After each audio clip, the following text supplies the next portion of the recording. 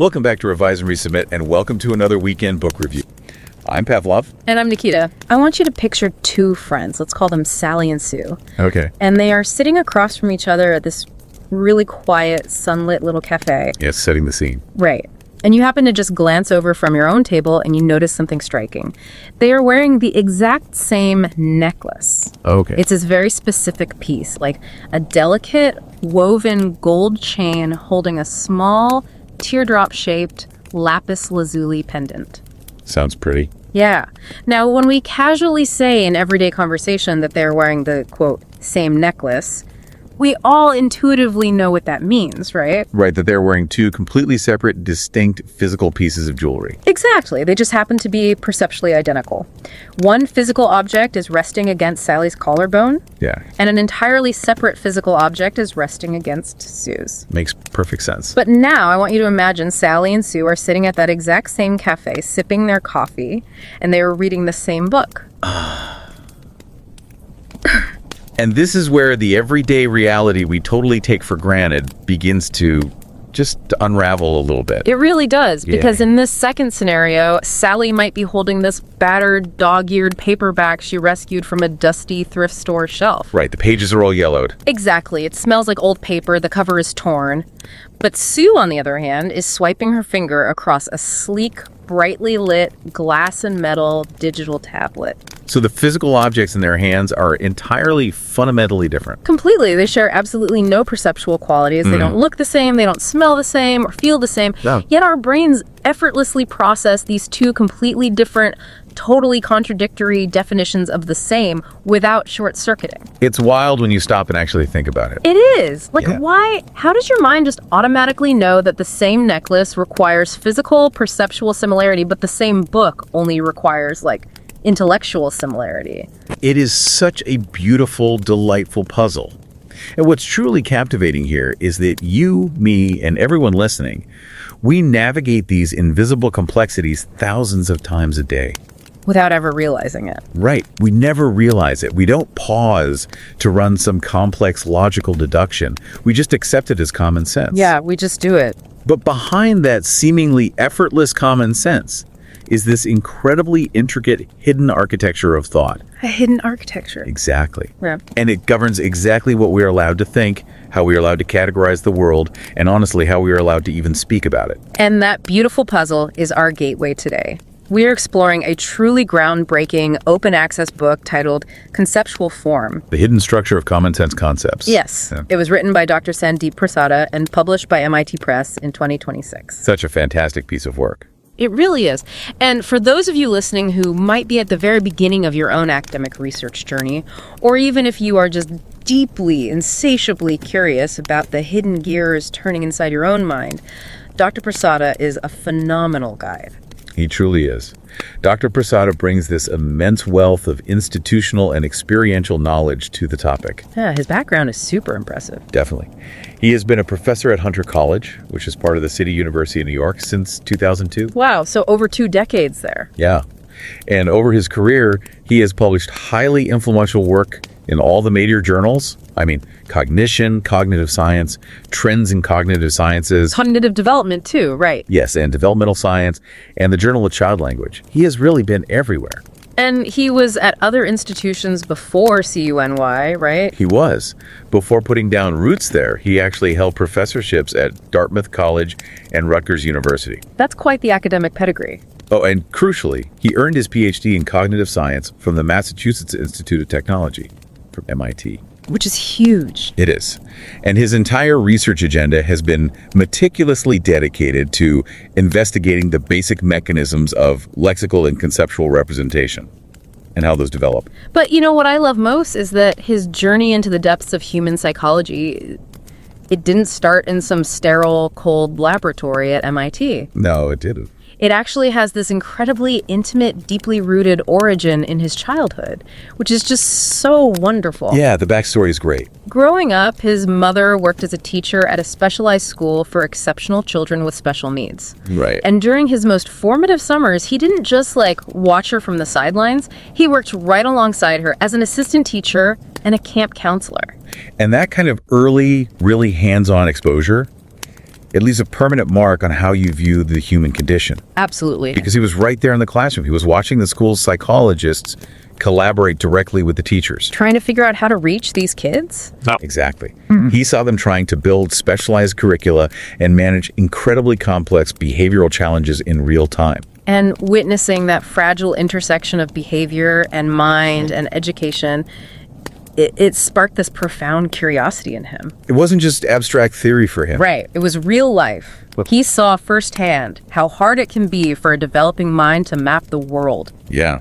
And that early exposure, that emotional and intellectual foundation, is really what drove his intense focus on how the human mind effortlessly constructs what we call common sense concepts. And he brings that intense, rigorous focus right into his own classroom today. Oh, he definitely does. Yeah, among students at Hunter College, Dr. Prasada is actually legendary for running an incredibly rigorous academic ship. Very rigorous. His passion for cognitive science translates into a classroom environment, specifically his course, PSY 230, that students will tell you is deeply intellectual. It's lecture heavy and absolutely not for the faint of heart. No, not at all. Student anecdotes constantly paint a picture of a brilliant, demanding academic.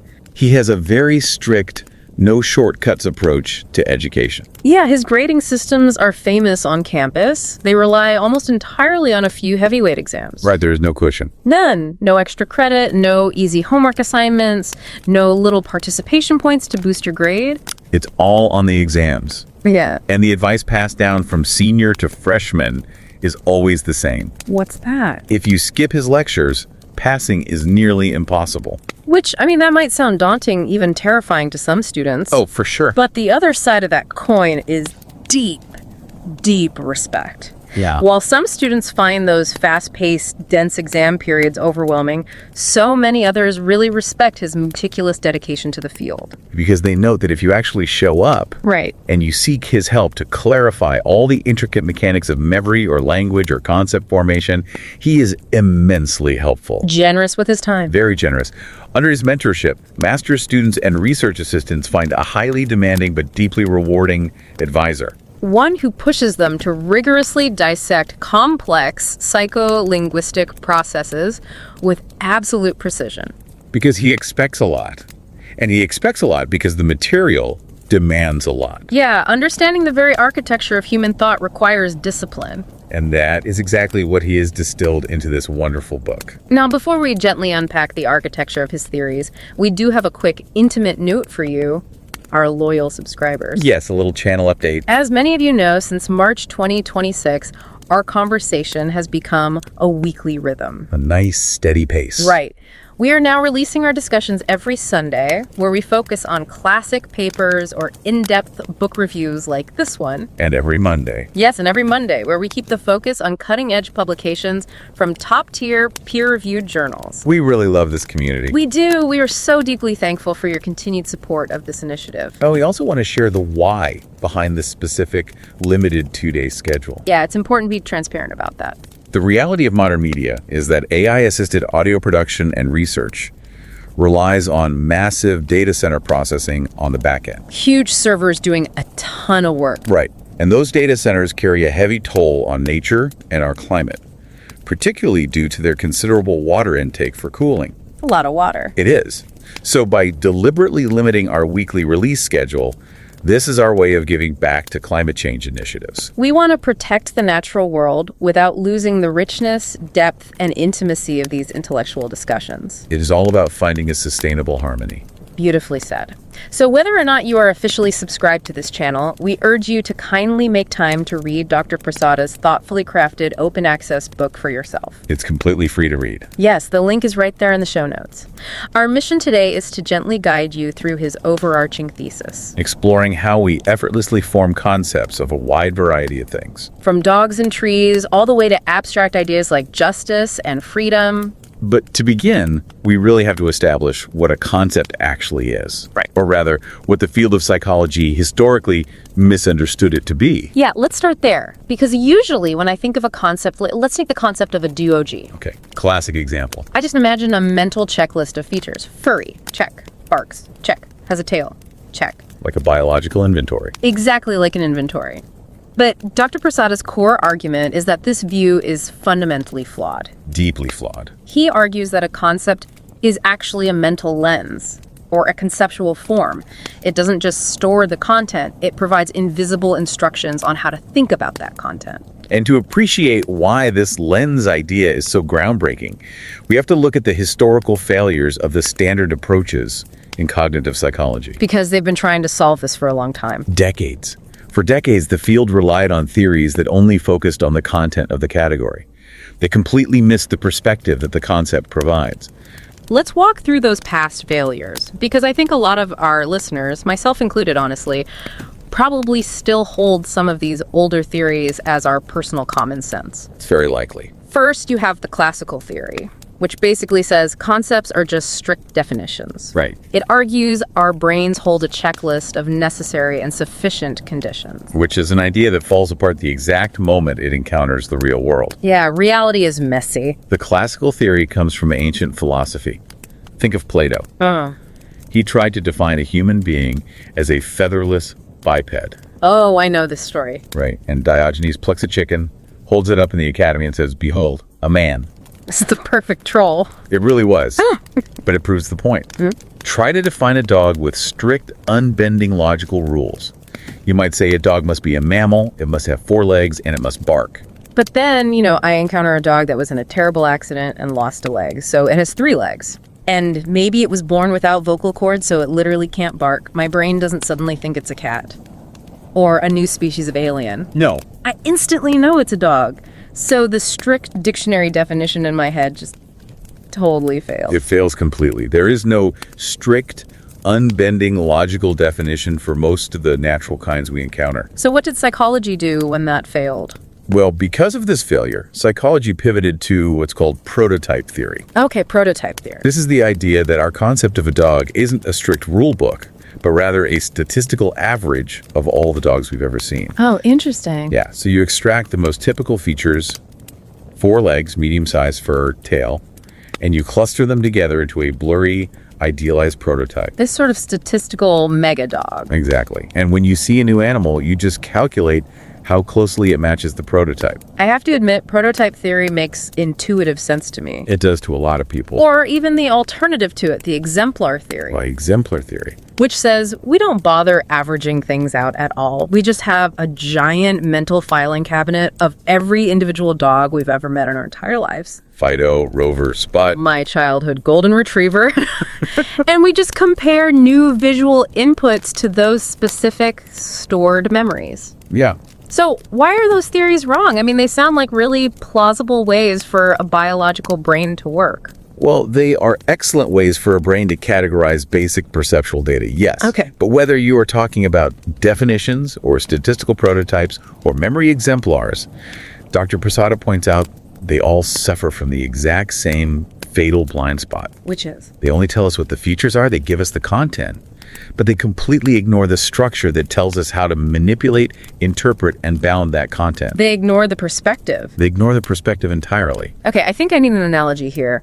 Are you saying that my concept of a dog isn't just a mental picture of a furry thing? It's more like a software operating system that runs in the background and dictates how I'm legally allowed to process the furry thing. That is a brilliant way to frame it, really. A dictionary definition or statistical prototype is passive. It's just sitting there. Yeah, it is a lifeless list of facts or probabilities.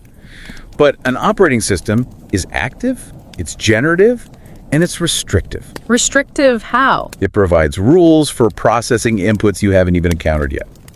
A dictionary tells you what the word dog means in isolation.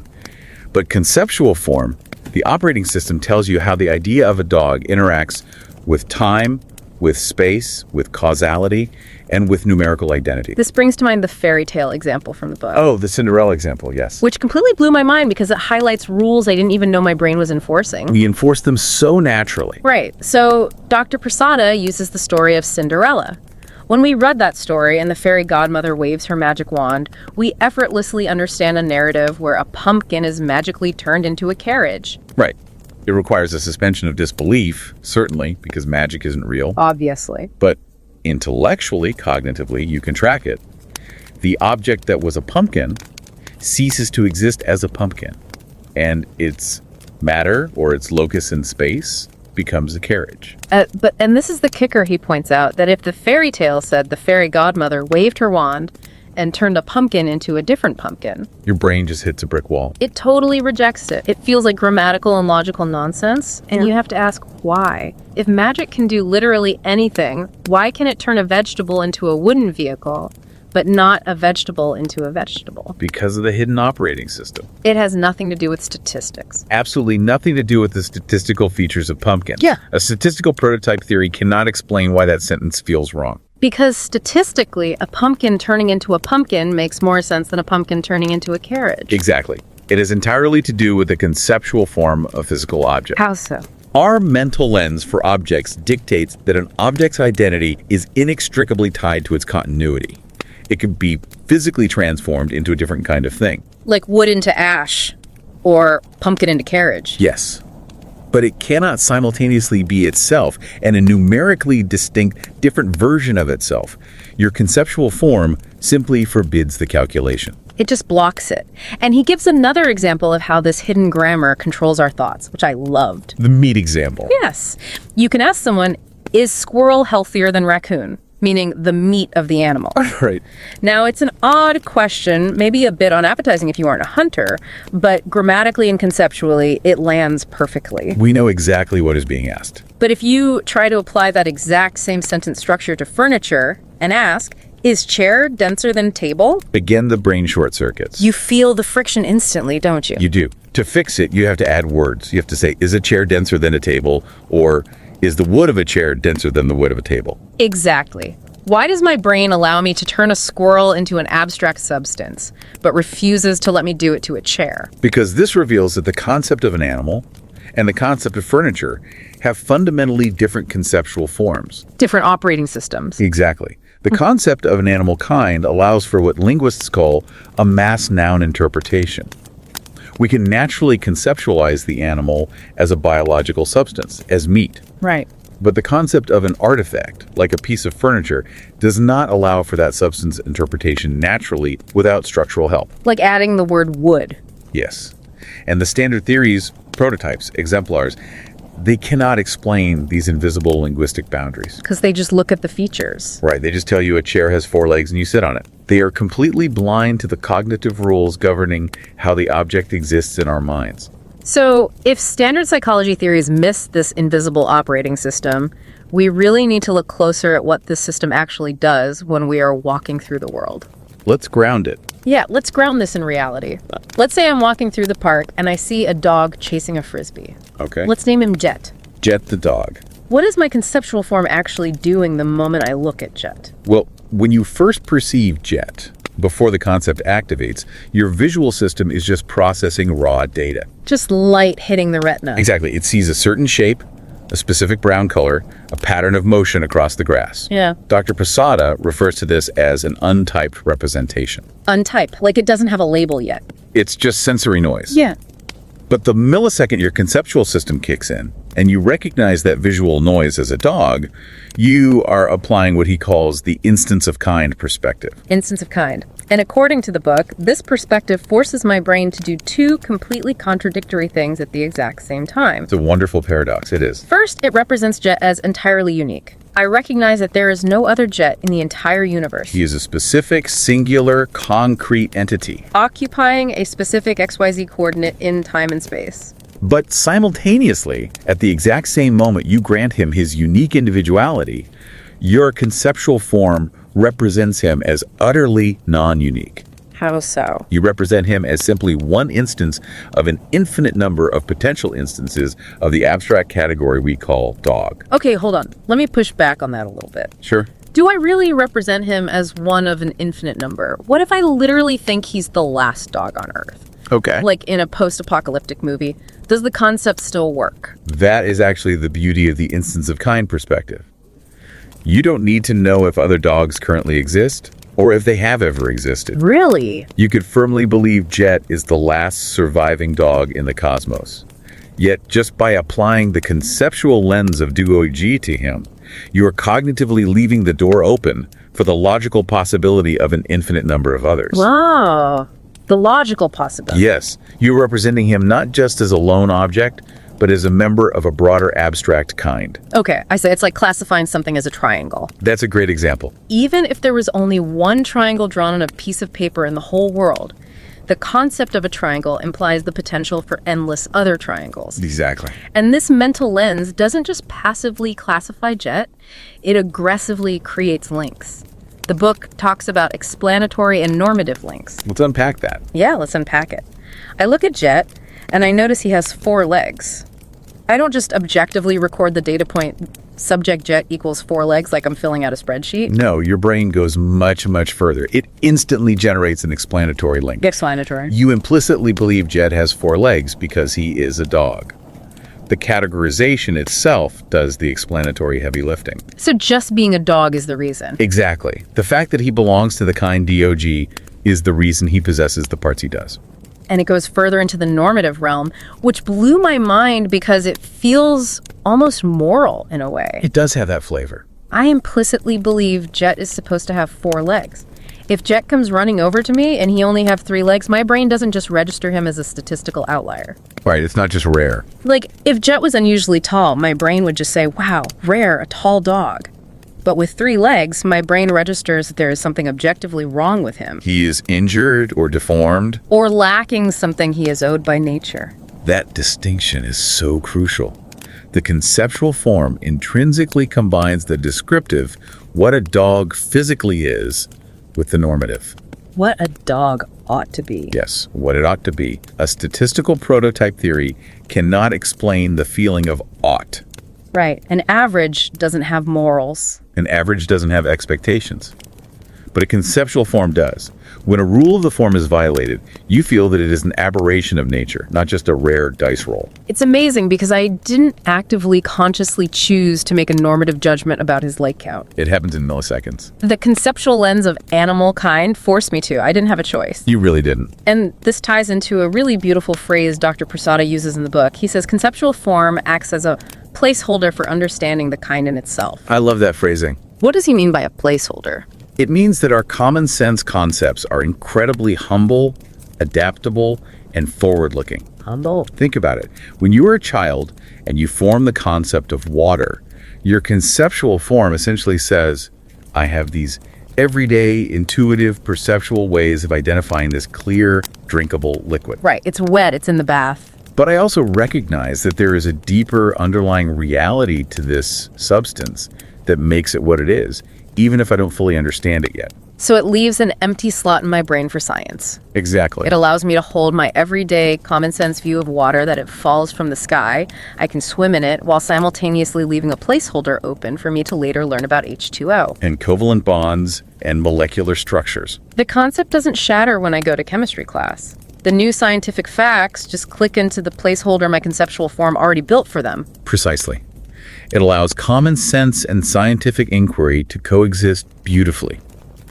And this generative capacity is so incredibly powerful that it doesn't even require real-world physical experience to activate. Oh, this is the best part. To prove this, the book uses this wonderful thought experiment about a watermelon pulverizer. I loved this part because, to my knowledge, nobody in the history of humanity has ever built a machine specifically, exclusively designed to pulverize watermelons. It doesn't exist. But the moment I say the words watermelon pulverizer, to you, the listener, your brain instantly, effortlessly generates a conceptual form for it. You instantly know how to think about its potential instances, even though current instances equal 0. You know exactly what kind of thing it would be. You know it would be an artifact, not a living organism. You know it would have a specific function destroying watermelons. You know that if I built 3 of them, you could count them. And you know that if one of them was instead used to, gently wash apples.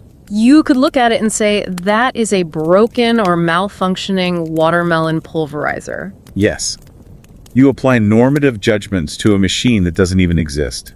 It's like buying an empty picture frame. Okay, I like this. The frame, which is the conceptual form, it already dictates the shape, the size, the orientation, and the boundaries of what is allowed to go inside of it, even before I put the picture into it. That is the perfect analogy. Whether the picture is a specific dog like Jet, or a totally imaginary watermelon pulverizer, the frame tells my brain how to hold it. The frame is the structure. And what chapters 3 and 4 of the book establish is the basic structure of that frame for any kind of object. But there's a twist, right? There is. As we transition into the deeper theories of the book, we have to ask, are all frames shaped the same way? Do we use the exact same operating system to process a lion as we do a coffee cup? And the answer is a resounding no. Dr. Prasada fundamentally rejects what he calls the uniform conceptual form hypothesis. Which was the older idea. Right, that's the older psychological idea, that all concepts, regardless of what they represent, share the exact same underlying cognitive architecture. So what does he propose instead? Instead, he proposes a system of constrained variety. Constrained variety. Yes. Different classes of concepts provide vastly different instructions to our brains. To really feel how different these instructions are, let's play a game of contrast. Okay. Let's compare 4 different concepts: lion, fork, necklace, and book. Good selections. Let's start with lion and fork. These belong to classes of concepts that only give our brains one way to numerically distinguish their instances. Meaning how we count them. Exactly. If I have a silver fork in my left hand and a plastic fork in my right hand, they are 2 forks. Right. They are distinguished purely by the physical matter that constitutes them. There is no abstract philosophical way to look at them and say they were the same fork. Even if they look identical. They are the same kind of tool, they share a function, but numerically, mathematically, they are 2 distinct objects. Same with lions. If I see a lion in Kenya and a lion in a zoo in New York, I am looking at 2 lions. But lion and fork diverge drastically on a different dimension. How so? A lion is a living, animate kind that reproduces sexually. Right, biology. So its conceptual form comes preloaded with an instruction that tells us there are principled qualitative differences between instances. Like gender. Yes. Male lions and female lions are expected to differ in principled, predictable ways. The concept expects internal diversity as part of its nature. But a fork is an inanimate artifact. Exactly. Its conceptual form tells our brain that any differences between 2 forks, maybe one has 3 tines and one has 4, or one is silver and one is plastic. Those are just purely accidental? Or stylistic? Exactly, stylistic or historical. There is no principled biological internal division like gender for a fork. Okay, so that establishes how an animal differs from a simple tool. But this brings us right back to the puzzle we opened our conversation with. The necklace versus the book. Sally and Sue at the cafe. Because unlike lions and forks, both necklaces and books offer our brains 2 ways of counting, not just one. Right. They can be individuated concretely by their physical matter, but also abstractly. Let's expand on that abstract counting. If you go to a bookstore and you buy 5 hardcover copies of Dr. Prasada's book to hand out to your colleagues, Okay. and I ask you, how many books did you buy? You will confidently say 5. That is concrete counting. I am counting the bound stacks of paper. But if I manage to get Dr. Prasada on the phone and I ask him, how many books did you write when you produced this MIT Press manuscript? His answer is 1. That is the abstract counting. We both use the word book, we both count them perfectly logically, but we're using 2 entirely different dimensions of the conceptual form. And here's where the nuance gets really beautiful, going back to Sally and Sue. The abstract nature of a necklace is fundamentally different from the abstract nature of a book. How? When Sally and Sue are wearing the same necklace, the abstract identity relies entirely on perceptual characteristics. But the necklaces must look the same. Their aesthetic form, their visual geometry is what unites them abstractly. If I take Sally's necklace and I throw it into a furnace and melt it down into a puddle of gold, that necklace is gone forever. It ceases to exist, both concretely and abstractly. But when Sally and Sue read the same book, the abstract identity relies entirely on intelligible characteristics. The story. The story, the flow of information, the sequence of ideas must be the same. The perceptual characteristics can vary wildly. As we said, one is a glowing screen, one is a paper book, one might even be an audiobook vibrating through headphones. Right. Our mental lens for book ignores the perceptual differences entirely and locks onto the intelligible core. While our mental lens for necklace ignores the intelligible because a piece of jewelry doesn't contain a narrative story or data and locks onto the perceptual. It is a completely different set of instructions running in the background. This raises a very important, very human question about how we evaluate complex things in the real world, particularly human roles and institutions. Yes. How does conceptual form allow us to make complex judgments about, say, a profession? Let's look at the concept of a scientist. This was one of the most fascinating extrapolations in the text. It really was. Because a scientist is a concept we evaluate on multiple levels. There are the concrete features, right? Right. A scientist is someone who wears a lab coat, they publish papers in journals, they run statistical analyses. They secure grant funding from the government. But there is also an abstract, intelligible, almost moral feature embedded in the conceptual form of a scientist. And what's that? The teleological pursuit of truth. The fundamental desire to uncover the underlying principles of reality. So imagine a person, let's call him Dr. Smith. Okay, Dr. Smith. Dr. Smith does all the concrete things. He runs a massive lab at a prestigious university. He publishes 12 papers a year. He gets millions in grants. He checks all the concrete boxes. But behind closed doors, we find he completely fakes his data. He makes it all up. He has absolutely no interest in the truth of reality. He only cares about prestige, fame, and money. A fraud. Right. How does our brain process Dr. Smith? Well, if we only use prototype theory, we would have to say he is a scientist because he matches 90% of the statistical features. He looks like one. But our conceptual form allows us to elegantly split the difference. It provides a nuanced vocabulary. We can say, and we often do say, well, Dr. Smith is a scientist on paper, but he isn't a true scientist. He is a bad scientist. We effortlessly hold the concrete realization, his job title and lab coat, and the abstract ideal, the pursuit of truth in our minds at the exact same time. And our conceptual form allows us to judge the painful gap between the two. It is a profoundly sophisticated cognitive maneuver. Truly profound. I have to ask, though, as we break down these different lenses as a material objects, abstract intelligibility, teleological purpose, I'm getting major flashbacks to college philosophy. Oh, absolutely. Is our brain basically applying Aristotelian philosophy on the fly? Are we all just ancient Greek philosophers walking around in modern clothes, categorizing the world? It's a wonderful comparison, and you are spot on. Dr. Prasada actually nods directly to this in the text. Oh, he does? Yes. He references Aristotle's 4 causes: the formal, material, teleological, and efficient explanations for why a thing is what it is. Right. Let's quickly review those for anyone who skipped Philosophy 101. Certainly. For Aristotle to truly know a thing, you must know 4 things about it. Okay. The material cause, what it's made of. The formal cause, its shape or structure. The efficient cause, who or what made it. And the teleological cause, its ultimate purpose or goal.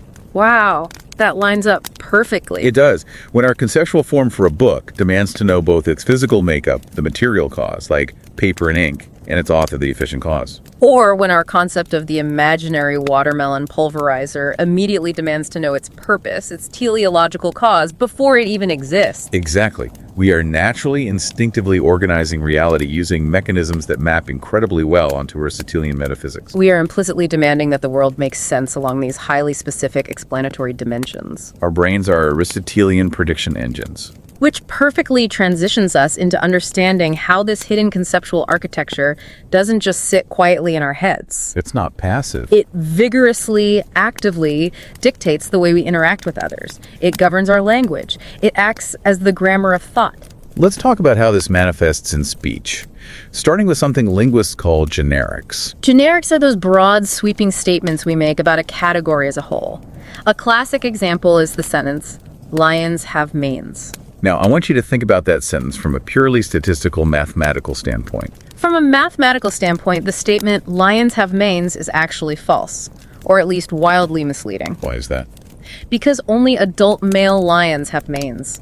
Female lions, which make up the bulk of the hunting pride, do not. Right. Cubs do not. So a significant minority of the actual living lion population possesses a mane.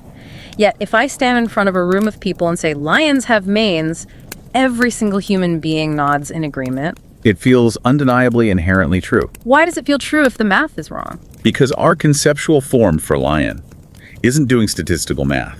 It is looking for what Dr. Prasada calls a principled connection. A principled connection. The mane is inextricably tied to the intrinsic biological nature of being a male lion. It's an aspect of the kind of thing it is. Let's contrast the feeling of that sentence with another generic statement. Tires are black. Okay, tires are black. Statistically, that is overwhelmingly true. Probably 99.9% of tires on the road are black. Oh, you're right. It feels different in my head. It feels different because the connection is merely statistical and historical, not principled. There is absolutely nothing in the intrinsic nature, the formal cause, or the teleological purpose of a wheel covering that demands it be black. Exactly. We could mandate the manufacturing of neon pink tires tomorrow if we wanted to, and they would still be perfect tires. So while the statement is mathematically truer than the lion statement, it registers in a shallower way in our minds. And then, let's contrast both of those with a third statement. Lions are male. Now, lions are male describes roughly the exact same percentage of the population as lions have manes. About half. But if you say lions are male, the brain aggressively rejects it. It sounds like pure nonsense. Why? Because my conceptual form for an animate, reproducing kind demands that both genders exist for the kind to continue. I cannot logically equate the whole kind with only one of its necessary biological halves. The operating system blocks the sentence. Precisely. Now let's look at a slightly more alarming generic statement to see how this impacts our survival logic. Take the sentence, mosquitoes carry malaria. Okay, hold on. Let me push back on this one. Okay. If I hear mosquitoes carry malaria, I accept it as true. But isn't that just basic risk assessment? How so? Like, less than 5% of mosquitoes actually carry the parasite, but since the consequence is potentially deadly, my brain just rounds up to 100% to keep me safe. Isn't it just a fear heuristic? Risk assessment plays a role in our behavior, certainly, but it doesn't explain the linguistic acceptance of the statement as a definitive truth about the kind. Okay, so what does? Your conceptual lens accepts the sentence because it is looking for an intrinsic nature or capacity of the thing. The anatomy of the mosquito allows for the transmission of the parasite. Ah, I see. Your mind prioritizes the principled capacity, what the organism is fundamentally capable of doing by its nature, over the raw statistics of how many actually do it. It's a structural mechanism encoded into the grammar of thought, prioritizing essence over frequency. That is exactly it. That is wild. Our language is ignoring math in favor of essence. It really is. Now let's apply the same structural lens to another linguistic puzzle. Polysemy. These are words that have multiple related meanings. The book looks closely at the words newspaper and magazine. On the surface, they seem almost identical. Right. They are both printed periodicals, usually made of paper filled with articles and pictures. But our conceptual form treats them with entirely different sets of rules. Here is the example from the text. You can say to a friend, John read the newspaper before dinner, and so did Bill. In the sentence, John could have read the New York Times, and Bill could have read the Washington Post. And the sentence still makes perfect logical sense. We inherently understand the newspaper in this context as an abstract organizational whole, a daily cultural phenomenon of catching up on the news. But you absolutely cannot do that with the word magazine or the word book. Right. If you say, John read the magazine before dinner and so did Bill, the rules of our language dictate that they must have read the exact same issue of the exact same magazine. John couldn't have read Vogue while Bill read Sports Illustrated. If they did, the sentence is just a lie. The conceptual form of newspaper groups its instances into an abstract daily organizational whole in a way that magazine simply does not allow. And it goes even further into the corporate structure. You can say, the newspaper hired a new ruthless editor. The word newspaper can refer to the ink on your hands, but it can also seamlessly refer to the corporation, the institution making hiring decisions. But you cannot say the book hired a new editor. No. A book is a product. It is the result of an efficient cause. It does not have the conceptual form of a producing organization. This invisible grammar is dictating exactly how we can stretch, bend, and reuse words. Which leads us directly to the ultimate stretching of words. Metaphor. Oh, metaphors. When someone in a heated argument says lawyers are sharks, you don't instantly expect your lawyer to have gray, rough skin, a dorsal fin poking out of their suit, and gills on their neck. Why not? Why doesn't the metaphor drag all the physical traits over? Because the conceptual form acts as a highly intelligent selective filter. When you construct a metaphor, your mind maps only the principal connections from the vehicle, in this case, the shark, to the topic, the lawyer. It maps the behavioral teleological principles. Viciousness, aggressiveness, relentlessness. The idea that a shark must always keep moving forward or it dies. It cleanly, surgically ignores the material parts, the biology, the saltwater habitat. Our mental lens knows exactly which parts of the shark concept are legally allowed to be teleported onto the lawyer concept to make a coherent point. Now, if this invisible grammar is so overwhelmingly complex, so varied and so incredibly specific about how we count objects, how we evaluate truth, how we judge scientists, and how we map metaphors. It brings us to one of the most profound, hotly debated mysteries in all of cognitive science. How on earth does a human toddler learn it? Because here is the ultimate rub. Conceptual form cannot be seen. You can point to a dog's forelegs to show a baby what a leg is. You cannot point to the normative expectation that a dog should have 4 legs. You can't point to the abstract numerical identity of a book. So how do children acquire these invisible, complex perspectives? This is where Dr. Prasada takes on the limits of associative learning, and it is a critical debate. Let me play devil's advocate here, because I think a lot of people assume kids just learn by repetition. Okay, let's hear it. If a kid sees 50 dogs over the first 2 years of their life, and 49 of them have 4 legs and bark, isn't it just basic math that their developing brain figures out the pattern? They associate dog with 4 legs. AI does this all the time. It's just pattern recognition, right? It is pattern recognition, but pattern recognition is not enough to build a concept. Why not? An AI, or a simple associative neural network, can indeed learn that dogs frequently, statistically appear with 4 legs. But associative learning cannot bridge the massive cognitive gap to understanding that the dog has 4 legs because it is a dog. It can't generate the why. Associative learning cannot generate the explanatory link. And more importantly, it cannot generate the normative link. The ought factor. Yes, a purely associative system looks at a 3-legged dog and says, probability of this image is low. It does not say this creature has suffered a deprivation of its nature. Wow. Pure statistical observation cannot birth normative rules. You cannot get an odd from an is. Exactly. So if they can't learn it just by absorbing statistics from the environment, where does it come from? Dr. Prasada introduces the role of core knowledge systems. Right. These are innate, evolutionarily ancient systems built into the human brain for parsing basic reality. Think of a baby in a crib.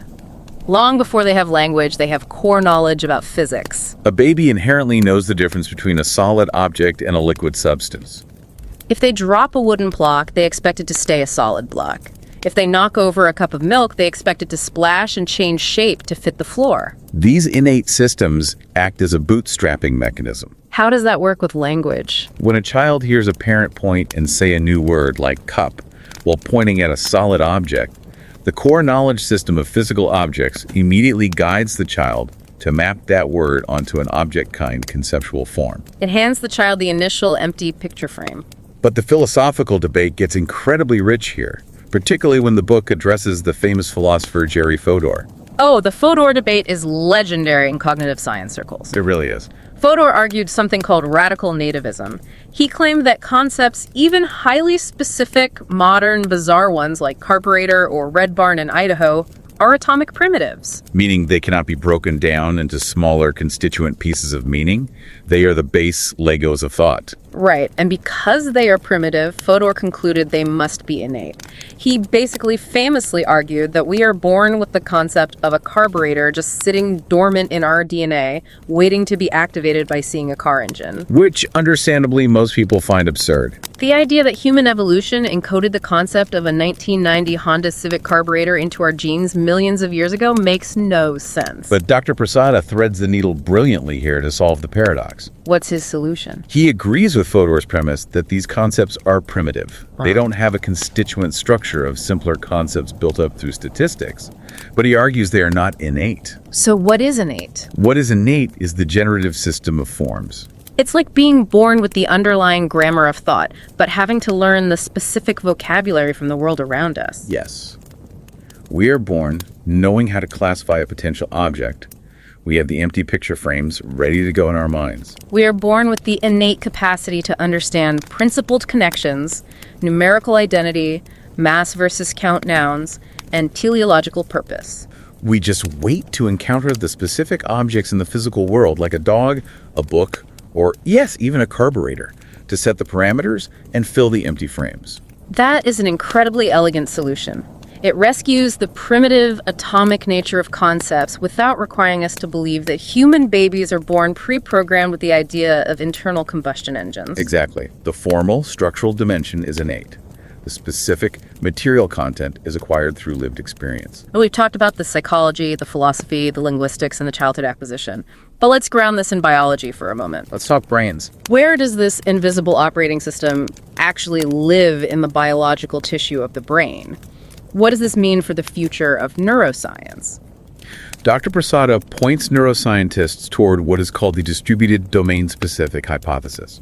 Distributed domain-specific hypothesis. This is the radical idea that different classes of concepts don't just use different rules. They require entirely different neural computations, likely happening in different networks of the brain. Right, because if I'm thinking about a living thing, like a lion or our buddy Jet the dog, my brain needs to process complex information about biological function, growth, sickness, and reproduction. The conceptual form for an animal demands those teleological and material explanations. But if I'm thinking about a tool like a fork or a watermelon pulverizer, my brain doesn't need biology.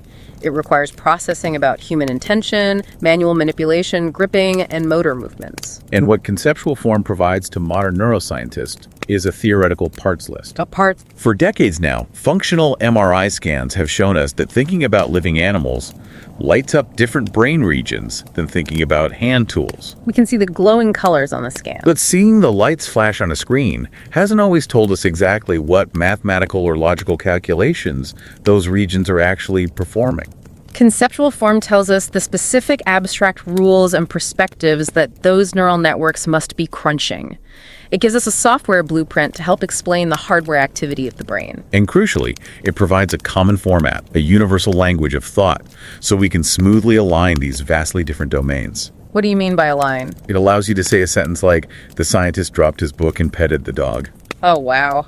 You are seamlessly integrating an abstract human role, a dual-natured artifact, and a biological organism in the exact same breath. Applying distinct but totally compatible rules of logic to each one without your brain crashing. We take it completely for granted, but it is a miraculous symphony of cognitive processing. It really is. If we step back and synthesize this entire journey we've been on today, Dr. Prasada's book reveals a truly profound truth about human nature and how we interact with reality. We aren't just passive recorders of data. We aren't walking through the world absorbing statistics like a video camera or a massive spreadsheet. No, we are active participants in meaning-making.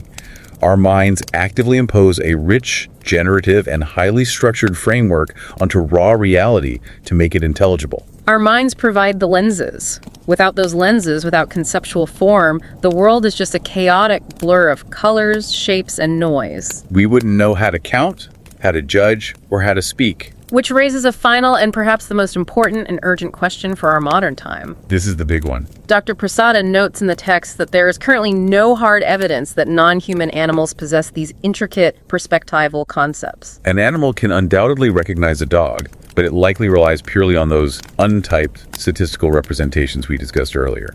A dog doesn't look at a three-legged dog and think it violates a philosophical normative principle of dogness.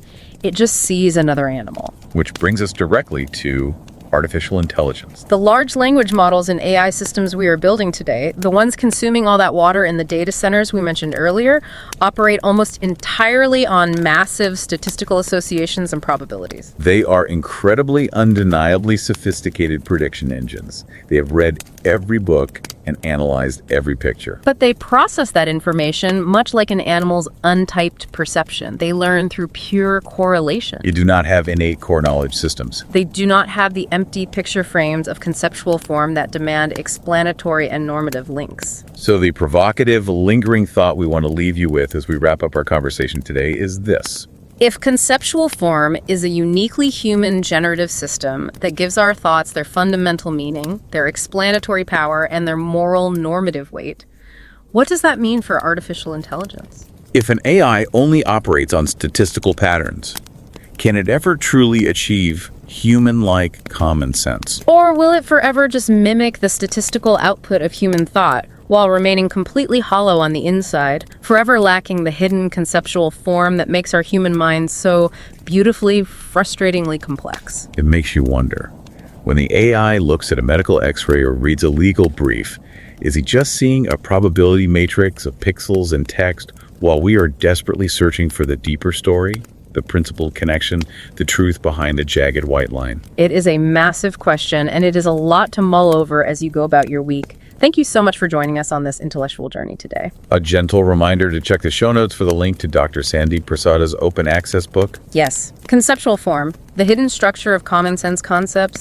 I highly encourage you to read it and discover your own mental lenses. Take care of yourselves, take care of nature, and we will talk to you next time. And don't forget to subscribe to Revise and Resubmit on Spotify and Apple Podcasts. Until next time, keep those minds curious, keep questioning, and keep revising and resubmitting.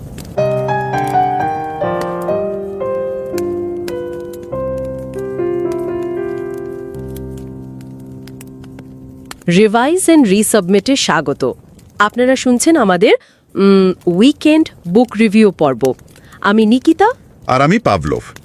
গ্রীষ্মের দীর্ঘ ছুটি চলছে, চারদিকে একটা অলস আর শান্ত পরিবেশ, কিন্তু একটা বিশেষায়িত স্কুলে, মানে যেখানে বিশেষ চাহিদা সম্পন্ন শিশুদের পড়ানো হয়, সেখানে কর্মব্যস্ততার কিন্তু কোনো শেষ নেই। হ্যাঁ, আর ওই স্কুল থেকেই তো আসলে গল্পের শুরু, তাই না? ঠিক তাই। তো ওই স্কুলে শিক্ষকতা করতেন এক নারী, আর তার সাথে মানে সেই গ্রীষ্মের ছুটিতে সহকারী শিক্ষক আর ক্যাম্প কাউন্সিলর হিসাবে কাজ করতে যেত তার ছোট্ট ছেলেটি। তো দিনের পর দিন ছেলেটি খুব কাছ থেকে দেখত কিভাবে স্কুলের মনোবিজ্ঞানীরা শিক্ষকদের সাথে ঘন্টার পর ঘন্টা বসে জটিল সব আচরণগত সমস্যা সমাধানের জন্য পাঠ্যক্রম তৈরি করছেন। মানুষের মন কিভাবে কাজ করে বা চারপাশের পৃথিবীকে কিভাবে বুঝতে শেখে তা নিয়ে ওই ছোট্ট বয়সেই ছেলেটির মনে প্রবল কৌতূহল দানা বাঁধতে শুরু করে। মানে আমাদের সাধারণ ধারণাগুলো, যাকে আমরা কমন সেন্স কনসেপ্টস বলি, সেটা তৈরি হয় কিভাবে? একদম। কুকুর, গাছ, টেবিল থেকে শুরু করে স্বাধীনতা বা ন্যায়ের মতো বিমূর্ত ধারণাগুলো আমাদের মস্তিষ্ক কিভাবে এত অনায়াসে গঠন করে, এই যে তীব্র কৌতূহল, এটি সেই ছেলেটিকে পরবর্তীতে মানে ম্যাসাচুসেটস ইনস্টিটিউট অফ টেকনোলজি বা MIT থেকে কগনিটিভ সায়েন্সে PhD অর্জন করতে উদ্বুদ্ধ করেছিল। আর তিনি আর কেউ নন, doctor Sandeep Prasada. Right, doctor Sandeep Prasada. শৈশবের এই অভিজ্ঞতাগুলো অনেক সময় কিন্তু গবেষণার মূল ভিত তৈরি করে দেয়। মানুষের ধারণাগত কাঠামো বা কনসেপচুয়াল রিপ্রেজেন্টেশনের একেবারে মৌলিক মেকানিজম নিয়ে তার যে কাজ, তার শুরুটাও স্কুল থেকেই বলা যায়। তিনি 2002 সাল থেকে মানে সিটি ইউনিভার্সিটি অফ নিউ ইয়র্কের হান্টার কলেজে অধ্যাপক হিসেবে কর্মরত আছেন। আর এর আগেও তো তিনি বেশ কয়েক জায়গায় ছিলেন, তাই না? হ্যাঁ, এর আগে তিনি ডার্টমাউথ কলেজ এবং রাটকার্স ইউনিভার্সিটিতেও অধ্যাপনা করেছেন। তার গবেষণার পরিধি আসলে এতটাই বিস্তৃত যে কগনিশন, কগনিটিভ সায়েন্স বা জার্নাল অফ চাইল্ড ল্যাঙ্গুয়েজের মতো শীর্ষস্থানীয় একাডেমিক জার্নালগুলোতে তার কাজ নিয়মিত প্রকাশিত হয়ে আসছে। মূল ফোকাসটা হলো আমাদের এই অতি সাধারণ ধারণাগুলো কিভাবে ভাষার সাথে যুক্ত হয় আর কিভাবে তা মস্তিষ্কে প্রসেসড হয়। ঠিক। আর মজার ব্যাপার হলো মানে গবেষণায় তিনি যতটা গভীর, ক্লাসরুমেও তিনি ঠিক ততটাই কঠোর। ও হ্যাঁ, হান্টার কলেজের শিক্ষার্থীদের মধ্যে এটা বেশ পরিচিত একটা বিষয়। একদম। তার PSY 230 কোর্সটি নাকি দুর্বল চিত্তের অধিকারীদের জন্য একদমই নয়। তিনি শিক্ষাদানে সম্পূর্ণ যাকে বলে নো শর্টকাট নীতি মেনে চলেন। তার গ্রেডিং সিস্টেমটাও বেশ চমকপ্রদ। হ্যাঁ, পুরো কোর্সের মূল্যায়ন নির্ভর করে মাত্র কয়েকটা অত্যন্ত কঠিন বা হেভিওয়েট এক্সামের ওপর। রাইট। কোনো অতিরিক্ত ক্রেডিট নেই, কোনো বাড়তি হোমওয়ার্ক বা পেপার অ্যাসাইনমেন্ট দিয়ে নম্বর বাড়িয়ে নেওয়ার সুযোগ নেই। ক্লাস ফাঁকি দিলে তো সেই কোর্সে পাশ করা প্রায় অসম্ভব। তবে এই কঠোরতার পেছনের কারণটাও কিন্তু যৌক্তিক। কগনিটিভ সায়েন্স বা সাইকোলিঙ্গুইস্টিক্সের মতো বিষয়গুলো তো আর ওপর পড়ে বোঝার উপায় নেই। এর মেকানিজমগুলো খুব জটিল। তবে এত কঠোরতার পরেও শিক্ষার্থীরা কিন্তু তাকে অসম্ভব শ্রদ্ধা করেন। কারণ যখনই কেউ স্মৃতি, ভাষা বা ধারণা গঠনের কোনো জটিল তত্ত্ব বুঝতে গিয়ে আটকে যান, তখন তিনি ঘন্টার পর ঘন্টা সময় দিয়ে সেই জট ছাড়াতে সাহায্য করেন। মানে একজন ডিমান্ডিং কিন্তু দারুণ রিওয়ার্ডিং মেন্টর। একদম তাই। তার অধীনে থাকা মাস্টার্স বা গবেষণার শিক্ষার্থীরা তাকে এভাবেই চেনেন, যিনি প্রতিনিয়ত বাধ্য করেন চিন্তার সীমানাকে প্রসারিত করতে। চিন্তা সীমানা প্রসারিত করার এই যে প্রক্রিয়া, এটা কিন্তু বেশ শক্তি খরচ করার মতো একটা কাজ। হ্যাঁ, তা তো বটেই।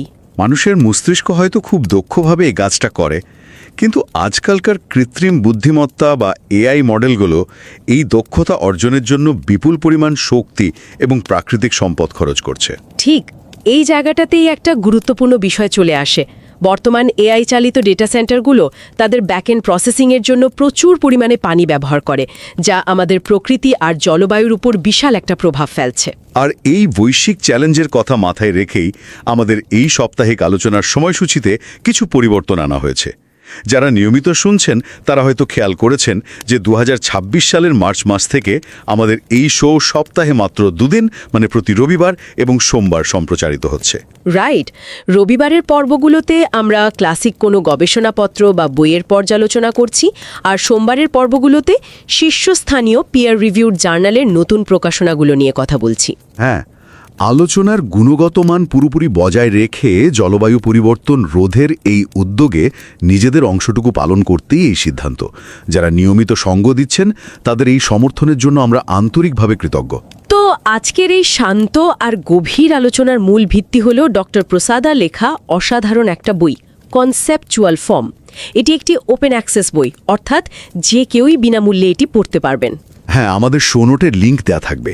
বিশেষ করে যারা একাডেমিক গবেষণায় একেবারে নতুন বা যিনি সবেমাত্র নিজের গবেষণার যাত্রা শুরু করতে যাচ্ছেন, তাদের জন্য এই বইটি আমি বলবো অবশ্য পাঠ্য। অবশ্যই, কারণ এটি শুধু তাত্ত্বিক নয়, বরং মানুষের চিন্তার গঠনকে খুব ধাপে ধাপে অনেকটা গল্পের মতো করে চোখের সামনে তুলে ধরে। চ্যানেলটিতে সাবস্ক্রাইব করা হোক বা না হোক, যারাই শুনছেন, এই যত্ন নিয়ে লেখা বইটি পড়ার জন্য সবাইকে অনুরোধ করা হচ্ছে। আচ্ছা, এই বইটির সবচেয়ে আকর্ষণীয় দিক হলো এর মূল দাবিটি। আমরা সাধারণত ভাবি যে আমাদের ধারণাগুলো বা কনসেপ্টগুলো হলো কিছু বৈশিষ্ট্যের একটা তালিকা। যেমন ধরুন, কুকুর মানে হলো 4 পাওয়ালা, লোমশ, ঘেউ ঘেউ করা একটা প্রাণী। কিন্তু ডক্টর প্রসাদা বলছেন আমাদের সাধারণ ধারণাগুলো কেবল কিছু শব্দের বা তথ্যের সমাহার নয়, এগুলো হলো এক একটি মানসিক লেন্স। মানসিক লেন্স, রাইট? হ্যাঁ, আমরা চারপাশের পৃথিবীকে কিভাবে দেখব তা এই লেন্সগুলোই নির্ধারণ করে দেয়। এই মানসিক লেন্সের বিষয়টা একটু গভীরভাবে তলিয়ে দেখা দরকার। বইটির প্রথম কয়েকটা অধ্যায়েই লেখক প্রকারের উদাহরণ বা ইনস্ট্যান্স অফ কাইন্ড নামের একটা চমৎকার ধারণা ব্যাখ্যা করেছেন। তিনি তার নিজের পালিত কুকুর জেটের উদাহরণ টেনেছেন। আচ্ছা, আমরা যখন জেটকে দেখি তখন মস্তিষ্ক একই সাথে দুটো সম্পূর্ণ ভিন্ন কাজ করে। একদিকে মস্তিষ্ক বুঝতে পারে যে জেট একটি অদ্বিতীয় প্রাণী, তার নিজস্ব একটা ব্যক্তিত্ব আছে, তার মতো আর দ্বিতীয় কোনো কুকুর পৃথিবীতে নেই। রাইট। কিন্তু ঠিক সেই মুহূর্তেই মস্তিষ্ক আবার জেটকে কুকুরের একটি সাধারণ প্রজাতি হিসেবেও ট্যাগ করে ফেলে। মানে সে একেবারেই স্পেশাল কিছু নয়, সে স্রেফ একটা কুকুর। বিষয়টা একটু ভেঙে দেখা যাক। এখানে তো একটা অদ্ভুত দ্বন্দ্ব তৈরি হচ্ছে, তাই না? আমরা একই প্রাণীকে একই সাথে অদ্বিতীয় এবং সম্পূর্ণ সাধারণ হিসেবে দেখছি। আর সবচেয়ে অবাক করা বিষয় হলো আমরা অবচেতনভাবেই ধরে নিই যে জেটের 4টা পা থাকবে কারণ সে একটা কুকুর। হ্যাঁ, ডক্টর প্রসাদা এটাকে বলছেন ফর্মাল এক্সপ্লেনেশন বা আকারগত ব্যাখ্যা। অর্থাৎ কোনো কিছুর বাহ্যিক রূপটা কেমন হবে তা আমরা তার পেছনের ওই ধারণা বা কনসেপ্ট থেকে ধার করি। তার মানে টেবিল আর কাঠের উদাহরণের মতো ব্যাপারটা। একদম তাই। টেবিল আর কাঠের উদাহরণটা এখানে খুব প্রাসঙ্গিক। ধরুন একটা কাঠের তৈরি টেবিল রাখা আছে। আমরা যখন ওটাকে টেবিল হিসেবে চিন্তা করি তখন তার আকারটা আমাদের কাছে খুব অর্থপূর্ণ বা নন আরবিট্রারি মনে হয়। আমরা বুঝি যে টেবিল হতে গেলে তার একটা সমতল পৃষ্ঠ থাকতে হবে, পায়া থাকতে হবে। রাইট, অর্থাৎ টেবিলের আকারটা কোনো কাকতালীয় ব্যাপার নয়।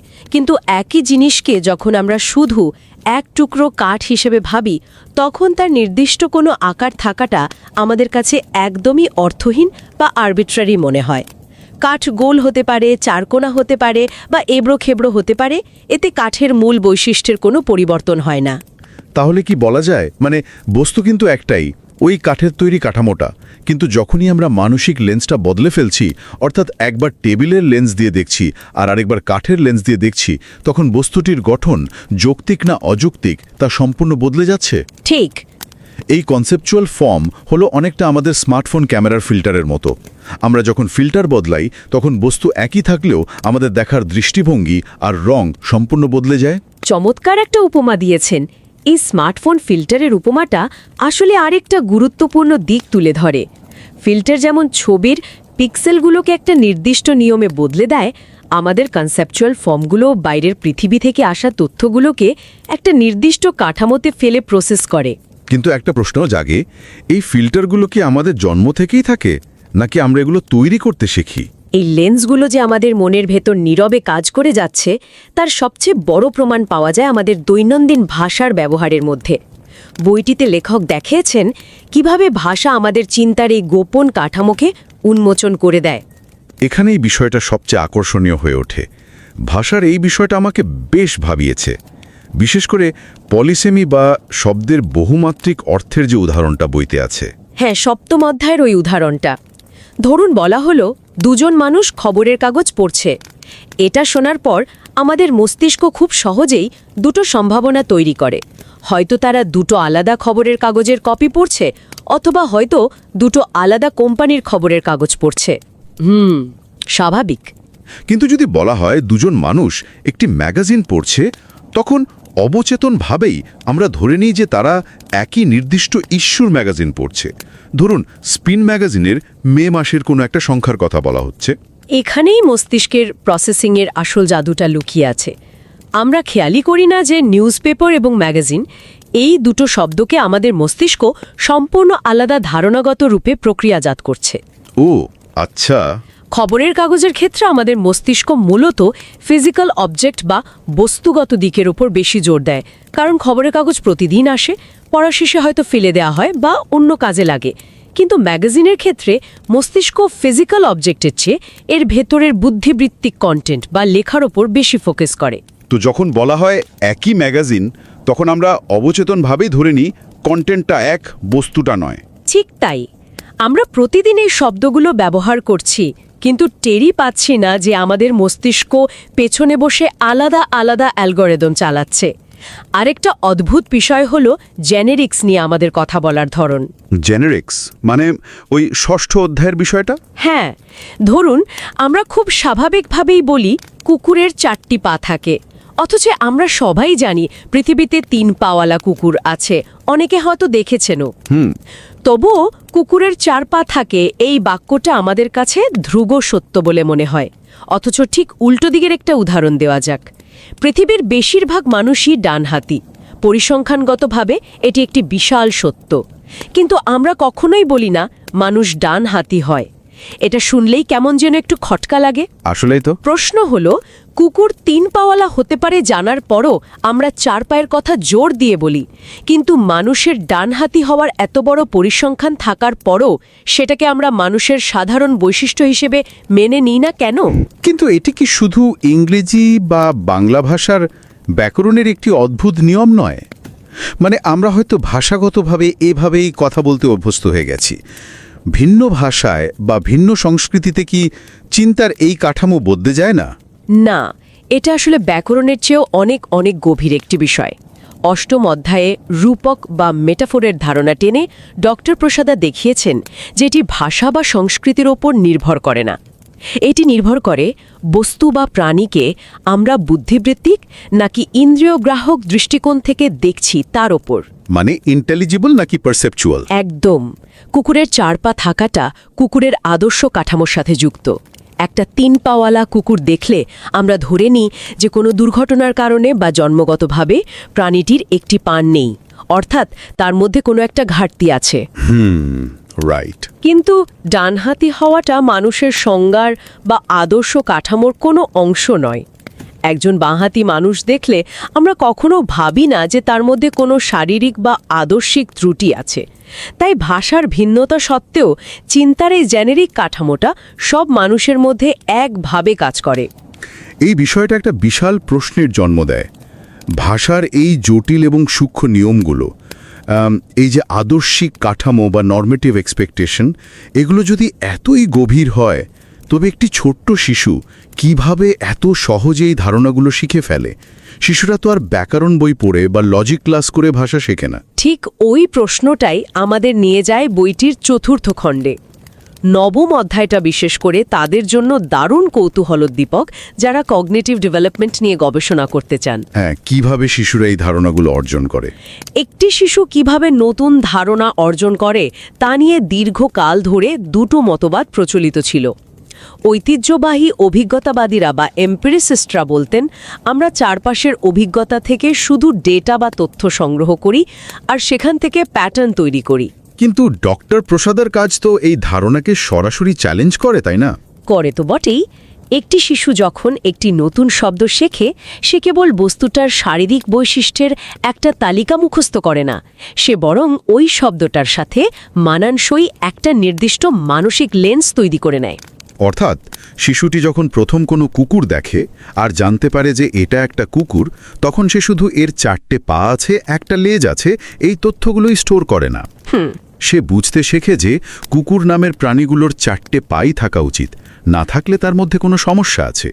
এই যে উচিত বা আদর্শগত প্রত্যাশা, এটা তো নিছক ডেটা বা অভিজ্ঞতা থেকে আসতে পারে না। ঠিক, কারণ অভিজ্ঞতা তাকে বলতে পারে পৃথিবীতে কি আছে, কিন্তু পৃথিবীতে কি থাকা উচিত এই নিয়মটা তো সে বাইরে থেকে দেখতে পাচ্ছে না। ঠিক এখানেই মানুষের মস্তিষ্কের শ্রেষ্ঠত্ব প্রমাণিত হয়।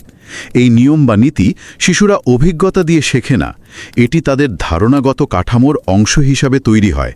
মস্তিষ্ক ডেটা থেকে শুধু পরিসংখ্যান খোঁজে না, সে একটা কারণ বা লজিক দাঁড় করায়। তাহলে এই সব কিছুর অর্থ কি দাঁড়াচ্ছে?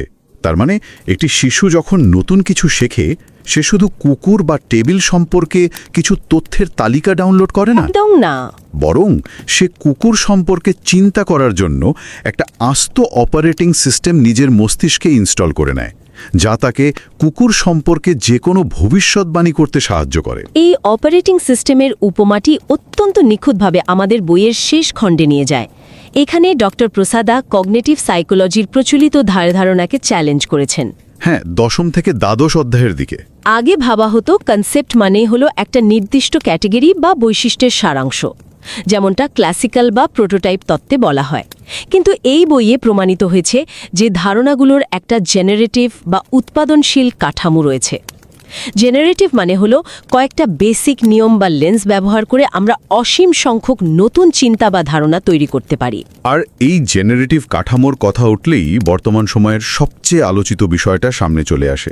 আজকাল আমরা কৃত্রিম বুদ্ধিমত্তা বা এআই নিয়ে এত কথা বলি, কিন্তু এআই তো শুধু তথ্যের পরিসংখ্যানগত প্যাটার্ন বা স্ট্যাটিস্টিক্যাল কন্টেন্ট বোঝে। রাইট। ডক্টর প্রসাদার এই বইটি পড়ার পর কি মনে হচ্ছে না যে আমাদের বর্তমান এআই মডেলগুলোর মধ্যে একটি মৌলিক ঘাটতি রয়েছে? কারণ এআই এর কাছে তো কোনো কনসেপচুয়াল ফর্ম বা মানুষের মতো মানসিক লেন্স নেই। ঠিক এই কারণে মানুষের চিন্তাশক্তি এত অনন্য। বইয়ের 11 অধ্যায়ের ওই বেইশিয়ান প্রোগ্রাম লার্নিং বা বিপিএল ফ্রেমওয়ার্কের সূত্র ধরে যদি বলি, একটা এআই মডেলকে বিড়াল কি তা চেনাতে গেলে তাকে হয়তো লাখ লাখ বিড়ালের ছবি দেখাতে হয়। সে ওই বিশাল ডেটা থেকে প্যাটার্ন বের করে। কিন্তু একটা মানুষ শিশু জীবনে প্রথমবার একটা বিড়াল দেখে, হয়তো বড়জোর 2-3 বার দেখার পরই সে একটা সম্পূর্ণ নতুন ধরনের বিড়াল বা এমনকি বিড়ালের একটা কার্টুন আঁকা দেখলেও চিনে ফেলতে পারে, কারণ তার কাছে ওই অপারেটিং সিস্টেমটা আছে। ভবিষ্যতের গবেষণার ক্ষেত্রে এটি আসলেই একটা দারুণ গবেষণার ক্ষেত্রে হতে পারে। কিভাবে আমাদের মস্তিষ্ক এই অসীম সংখ্যক ধারণাকে প্রসেস করে। একদম। আজকের এই স্নিগ্ধ ও গভীর গল্পের আসরে আমরা দেখলাম কিভাবে আমাদের সাধারণ ধারণাগুলোর পেছনে এক অসাধারণ জ্যামিতিক ও যৌক্তিক কাঠামো লুকিয়ে আছে। ডক্টর সন্দীপ প্রসাদার বইটি আমাদের শেখায় যে আমরা পৃথিবীকে ঠিক সেভাবেই দেখি যেভাবে আমাদের মস্তিষ্ক তার লেন্সগুলোকে সাজায়। আর যারা একাডেমিক গবেষণায় নতুন, তাদের জন্য বইটির অধ্যায়ভিত্তিক কাঠামো চিন্তার নতুন দুয়ার খুলে দেবে। যারাই শুনছেন তাদের প্রত্যেককে এই ওপেন অ্যাক্সেস বইটি পড়ার জন্য বিনীতভাবে অনুরোধ করছি। শো নোটে লিঙ্ক দেয়া থাকবে। তো বিদায় নেওয়ার আগে একটা ভাবনার বিষয় সবার জন্য রেখে যেতে চাই। হ্যাঁ, বলুন। পরবর্তীতে যখন কোনো বিষয় নিয়ে আপনার কাছের কোনো মানুষের সাথে তীব্র মতবিরোধ হবে, তখন একবার ভেবে দেখবেন হয়তো আপনাদের দুজনের কাছে থাকা তথ্যের কোনো ভুল নেই। রাইট। বরং যে মানসিক লেন্স বা ধারণাগত রূপের ভেতর দিয়ে আপনারা পৃথিবীটাকে দেখছেন, সংঘাতটা আসলে সেখানেই। আমাদের চারপাশের অনেক তর্কই হয়তো তথ্যের নয়, বরং আমাদের মস্তিষ্কের গোপন কাঠামোর অদৃশ্য দ্বন্দ্ব। খুব সুন্দর একটা কথা বলেছেন। এই লেন্সগুলোকে বুঝতে পারাটাই হয়তো নতুন কোনো সমাধানের পথ দেখাতে পারে। সবাইকে শান্ত ও সুন্দর একটি সপ্তাহের শুভেচ্ছা। ভালো থাকবেন আর চারপাশের মানুষকে বোঝার চেষ্টা করবেন। আগামী পর্বে কথা হবে নতুন কোনো বিষয় নিয়ে। শুভ বিদায়।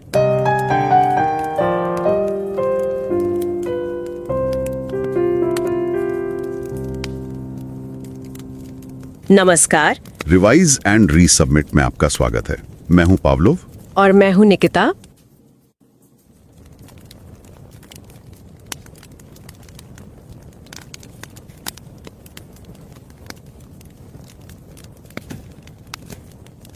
सड़क पे चलते हुए एक 3 पैरों वाले कुत्ते को देखने की जरा कल्पना कीजिए। ये कोई आम दृश्य तो नहीं है। बिल्कुल नहीं। और सबसे दिलचस्प बात ये है कि इसे देखकर हमारा मस्तिष्क कभी ये नहीं सोचता कि अरे वाह, ये तो कोई नया 3 पैरों वाला जीव है। हाँ, दिमाग इस तरह से काम ही नहीं करता, है ना। इसके बजाय हमें तुरंत बिना एक सेकंड गवाए ये विचार आता है कि इस कुत्ते में कुछ कमी है या फिर कि इसे 4 पैरों वाला होना चाहिए था। सही कहा। हम तुरंत एक विसंगति महसूस करते हैं, एक कमी महसूस करते हैं। और ये एक इतनी त्वरित प्रतिक्रिया है कि हम इस पर विचार भी नहीं करते। बिल्कुल। हम ये सोचते भी नहीं कि हमारा दिमाग ये निष्कर्ष कितनी तेजी से निकाल रहा है। तो ये जो अपेक्षा है कि एक कुत्ते के 4 पैर होने चाहिए, ये केवल हमारे देखने के अनुभव से नहीं आती। ये बहुत महत्वपूर्ण बिंदु है, क्योंकि अगर ये सिर्फ अनुभव की बात होती तो 3 पैरों वाले कुत्ते को देखकर हम उससे बस एक अलग अनुभव मान लेते। हाँ बिल्कुल, एक नया डेटा पॉइंट मान लेते। लेकिन ऐसा नहीं होता। ये अपेक्षा हमारे अवचेतन में मौजूद अवधारणाओं यानी जो हमारे कॉन्सेप्ट्स हैं उनकी एक बहुत ही गहरी और जटिल संरचना से आती है। सही कहा। और यही वो ढांचा है, वो छिपी हुई मानसिक संरचना है जो ये तय करती है कि हम दुनिया की हर एक चीज को कैसे देखते और समझते हैं। और मजे की बात है कि यही वो मूल विषय है जिस पर आज की ये विस्तृत चर्चा आधारित है। बिल्कुल। हम डॉक्टर संदीप प्रसाद द्वारा लिखित पुस्तक कंसेप्चुअल फॉर्म का गहराई से अध्ययन कर रहे हैं। ये किताब सीधे इस बात की जड़ तक जाती है कि हमारा दिमाग चीजों को कैसे वर्गीकृत करता है। और जो कोई भी अकादमिक शोध की दुनिया में बिल्कुल नया है या बस अपनी शोध यात्रा शुरू करने वाला है, उसके लिए यह चर्चा बहुत ही अहम होने वाली है। हाँ, क्योंकि ये सिर्फ मनोविज्ञान नहीं, ये वास्तविकता को समझने का तरीका है। डॉक्टर संदीप प्रसाद का काम कॉग्निटिव साइंस के क्षेत्र में बहुत ही शानदार माना जाता है। और वो 2002 से सिटी यूनिवर्सिटी ऑफ न्यूयॉर्क के हंटर कॉलेज में प्रोफेसर हैं। हाँ, और उससे पहले वो डार्टमाउथ कॉलेज और रटकर्स यूनिवर्सिटी में भी अपनी सेवाएं दे चुके हैं। बिल्कुल। उनका शोध कॉग्निशन और ट्रेंड्स इन कॉग्निटिव साइंस जैसे शीर्ष जर्नल्स में लगातार प्रकाशित होता रहा है। उन्होंने MIT से कॉग्निटिव साइंस में अपनी PhD पूरी की थी। और उनकी जो पृष्ठभूमि है ना, वो मुझे किसी दिलचस्प कहानी जैसी लगती है। हाँ, वो बचपन वाला हिस्सा बहुत प्रेरणादायक है। मनोविज्ञान की ओर उनका झुकाव उनके बचपन से ही शुरू हो गया था। उनकी माँ विशेष आवश्यकता वाली बच्चों के एक स्कूल में शिक्षिका थीं। सही। और डॉक्टर प्रसाद ने अपनी गर्मियों की छुट्टियां उनके साथ एक सहायक शिक्षक और कैंप काउंसलर के रूप में बिताई। वहीं से उन्होंने मानव व्यवहार को बहुत करीब से देखा। उन्होंने देखा कि कैसे मनोवैज्ञानिक और शिक्षक मिलकर बच्चों के व्यवहार और उनके सीखने के तरीके को समझते हैं। बिल्कुल। और वहीं से उनकी ये गहरी जिज्ञासा जगी जिसने अंततः उन्हें MIT तक पहुंचाया, ताकि वो ये समझ सकें कि मानव मस्तिष्क कितनी आसानी से रोजमर्रा की अवधारणाएं बना लेता है, चाहे वो कुत्ते और पेड़ जैसी भौतिक चीजें हों या फिर स्वतंत्रता और न्याय जैसी अमूर्त अवधारणाएं। हाँ, लेकिन जो चीज मुझे सबसे ज्यादा आकर्षक लगी वो ये है कि हंटर कॉलेज के छात्रों के बीच वे अपने बेहद सख्त और उच्च स्तरीय अकादमिक अनुशासन के लिए जाने जाते हैं। अरे हाँ, छात्रों की कहानियां तो बहुत मशहूर हैं इस बारे में, है ना। मतलब PSY 230 जैसे उनके व्याख्यान प्रधान कोर्स बिल्कुल भी आसान नहीं होते। वो शिक्षा में किसी भी तरह के शॉर्टकट के सख्त खिलाफ है। उनका ग्रेडिंग सिस्टम भी तो काफी सख्त है। बिल्कुल। बिना किसी अतिरिक्त क्रेडिट या छोटे असाइनमेंट के वो सीधे भारी भरकम परीक्षाओं पर निर्भर करता है। और छात्र अक्सर कहते हैं कि अगर आपने उनके लेक्चर्स छोड़ दिए तो पास होना लगभग नामुमकिन है। हाँ, लेकिन जो छात्र वास्तव में शोध की बारीकियों को समझना चाहते हैं उनके लिए वे एक बेहद मददगार मार्गदर्शक साबित होते हैं। शोध सहायकों और मास्टर्स के छात्रों के लिए वो एक बहुत ही शानदार मेंटर हैं। मुझे लगता है कि उनके पढ़ाने के इस सख्त रवैये और उनके शोध के बीच एक मेरा मतलब है एक बहुत गहरा संबंध है। वो कैसे? जिस तरह वे अपनी क्लास में एकेडमिक शॉर्टकट्स को बर्दाश्त नहीं करते, ठीक उसी तरह उनकी यह किताब साबित करती है कि हमारा दिमाग भी वास्तविकता को समझने में कोई शॉर्टकट नहीं लेता। अरे वाह, ये एक बहुत ही सटीक अवलोकन है। दिमाग सच में एक बहुत ही जटिल प्रक्रिया से गुजरता है। तो इस जटिल थ्योरी में आगे बढ़ने से पहले इस शो की शेड्यूलिंग के बारे में एक छोटा सा अपडेट साझा करना जरूरी है। हाँ, श्रोताओं को यह जानना चाहिए। मार्च 2026 से हमारा ये कार्यक्रम एक साप्ताहिक रूटीन में बदल गया है, जो हर रविवार और सोमवार को उपलब्ध होता है। रविवार को हम आज की तरह किसी क्लासिक पेपर या पुस्तक की समीक्षा करते हैं। बिल्कुल। और सोमवार को शीर्ष सहकर्मी समीक्षित जर्नल्स के नवीनतम प्रकाशनों पर ध्यान केंद्रित किया जाता है। हमारे श्रोताओं के समर्थन के लिए बहुत बहुत आभार। हाँ, ये समर्थन हमारे लिए बहुत मायने रखता है और हमने इसे केवल 2 दिनों तक ही सीमित क्यों रखा है, इसके पीछे एक बहुत बड़ा कारण है। AI समर्थित कार्यक्रमों के बैकएंड डेटा केंद्रों में पानी की भारी खपत होती है, जिसका जलवायु पर गहरा असर पड़ता है। ये सच में एक चिंता का विषय है आज के समय में, है ना? तो हमारी रिलीज को सीमित करना जलवायु परिवर्तन के खिलाफ एक छोटी सी पहल है, ताकि पर्यावरण को नुकसान पहुंचाए बिना चर्चाओं की गुणवत्ता बनी रहे। ये एक बहुत ही जरूरी कदम है। और मजे की बात देखिए, जैसे AI के डेटा सेंटर हमारे सामने आए बिना बैकग्राउंड में भारी मात्रा में ऊर्जा और पानी की खपत करते हैं ना। हाँ। ठीक वैसे ही डॉक्टर प्रसाद के अनुसार हमारा दिमाग भी हमारे सामने आए बिना बैकग्राउंड में एक विशाल और जटिल कॉन्सेप्चुअल फॉर्म को प्रोसेस कर रहा होता है। ये एक बेहतरीन एनालॉजी है। बैकग्राउंड में चलने वाली ये मानसिक प्रक्रिया इतनी सहज है कि हमें इसका एहसास तक नहीं होता। तो चलिए इसी बैकग्राउंड प्रक्रिया को समझने की कोशिश करते हैं। पुस्तक के पहले 3 अध्यायों में छिपे हुए मानसिक लेंस की बात की गई है। मानसिक लेंस, ये पूरी किताब का एक बहुत ही मजबूत आधार है। हाँ, डॉक्टर प्रसाद स्थापित करते हैं कि हमारी रोजमर्रा की अवधारणाएं जैसे कुत्ता या मेज, ये केवल विशेषताओं या फीचर्स की एक सूची नहीं है। ऐसा इसलिए है क्योंकि पुरानी थियोरीज जैसे क्लासिकल थ्योरी या प्रोटोटाइप थ्योरी इस बात को समझाने में पूरी तरह विफल रही। रुकिए, इससे पहले कि हम आगे बढ़ें, क्या हम इन पुरानी थ्योरीज को थोड़ा आसान भाषा में समझ सकते हैं? क्लासिकल थ्योरी का असल में क्या मतलब है? जरूर। क्लासिकल थ्योरी का मानना था कि हमारे दिमाग में हर चीज की एक डिक्शनरी जैसी परिभाषा होती है। अच्छा, जैसे डिक्शनरी में लिखा होता है? बिल्कुल। जैसे पक्षी का मतलब है पंख होना, चोंच होना और उड़ना। अगर कोई चीज इन शर्तों को पूरा करती है तो वो पक्षी है। ठीक है, लेकिन ये हमेशा काम तो नहीं करता। सही कहा। इसलिए फिर आई प्रोटोटाइप थ्योरी, जिसने कहा कि हम डिक्शनरी नहीं बल्कि एक औसत छवि या एवरेज इमेज बनाते हैं। जैसे जब कोई पक्षी कहता है तो दिमाग में सबसे पहले कबूतर या चिड़िया की छवि आती है, पेंगुइन की नहीं। एकदम सही। और फिर एक और थी एग्जाम्पलर थ्योरी।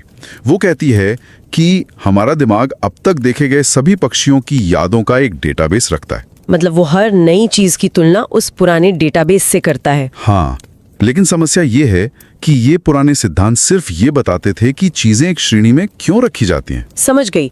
वे ये नहीं समझा पाए कि हम चीजों को एक खास नजरिए से क्यों देखते हैं। बिल्कुल।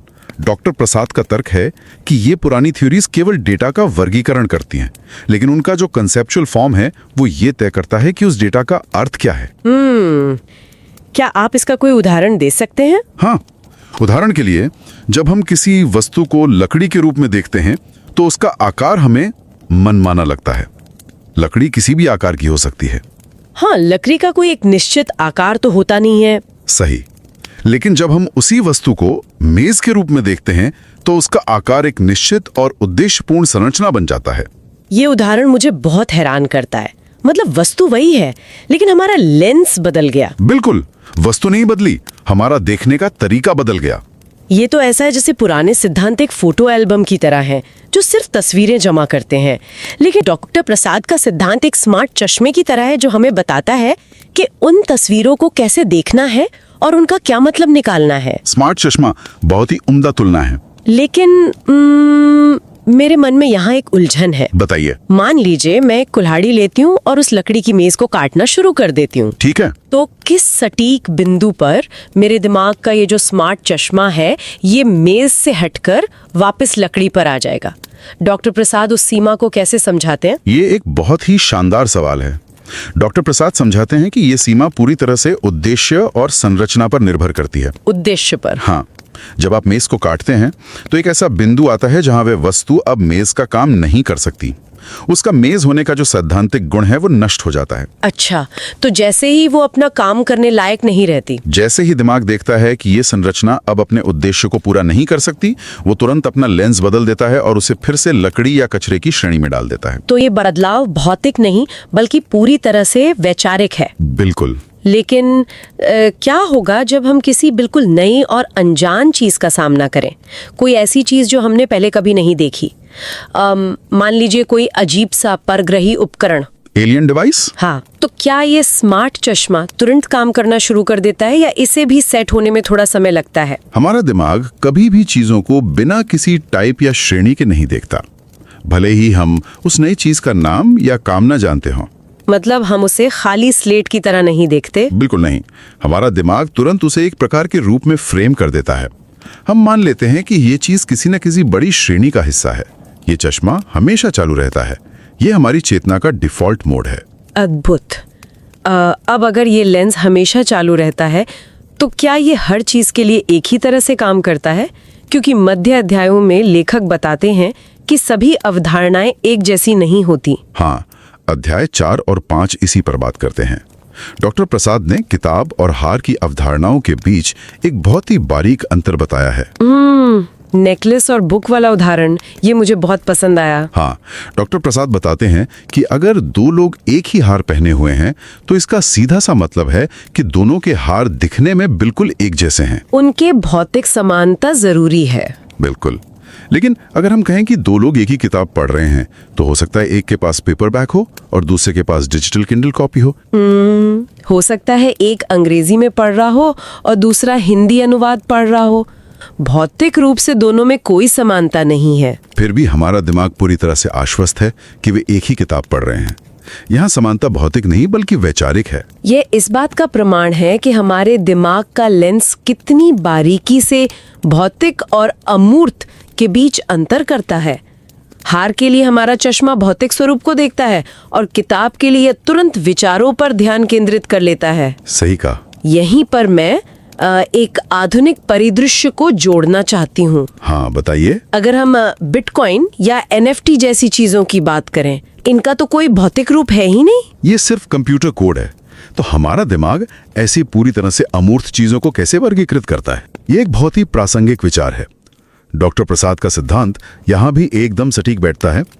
हमारा दिमाग बिटकॉइन के लिए भौतिक लेंस का उपयोग करता ही नहीं है, वो सीधे वैचारिक लेंस पर चला जाता है। बिल्कुल, वो सीधे वैचारिक लेंस को सक्रिय करता है जहां मूल्य, स्वामित्व और नेटवर्क मुख्य गुण बन जाते हैं। दिमाग को भौतिक वस्तु की आवश्यकता नहीं है, उसे बस एक वैचारिक संरचना चाहिए। यहीं पर मुझे एक दोहरेपन के बारे में सोचना पड़ रहा है। जैसे किताब एक अमूर्त विचार भी है और एक भौतिक वस्तु भी। हाँ, डुअलिटी। जब हम कहते हैं कि यह किताब बहुत भारी है तो हम भौतिक स्वरूप की बात कर रहे हैं, और जब हम कहते हैं कि यह किताब उबाऊ है तो हम अमूर्त स्वरूप की बात कर रहे हैं। सही। तो क्या हमारा दिमाग इन दो अवस्थाओं के बीच लगातार टॉगल करता रहता है? एक शोधकर्ता को इस तरह के दोहरेपन को अपने डेटा में कैसे मापना चाहिए? शोधकर्ताओं के लिए बहुत बड़ी चुनौती है, क्योंकि डेटा केवल उस चीज का नहीं है जो सामने दिख रही है, बल्कि उस दृष्टिकोण का भी है जिससे प्रतिभागी उसे देख रहा है। और ये जो टॉगलिंग की बात करें तो दिमाग इसे स्विच ऑन या ऑफ नहीं करता, बल्कि ये दोनों अवस्थाएं एक ही कॉन्सेप्ट के अंदर एक साथ मौजूद रहती हैं। हाँ, इसे डॉक्टर प्रसाद पॉलीसेमी कहते हैं, जहां एक ही अवधारणा के कई अर्थ एक साथ सह अस्तित्व में रहते हैं।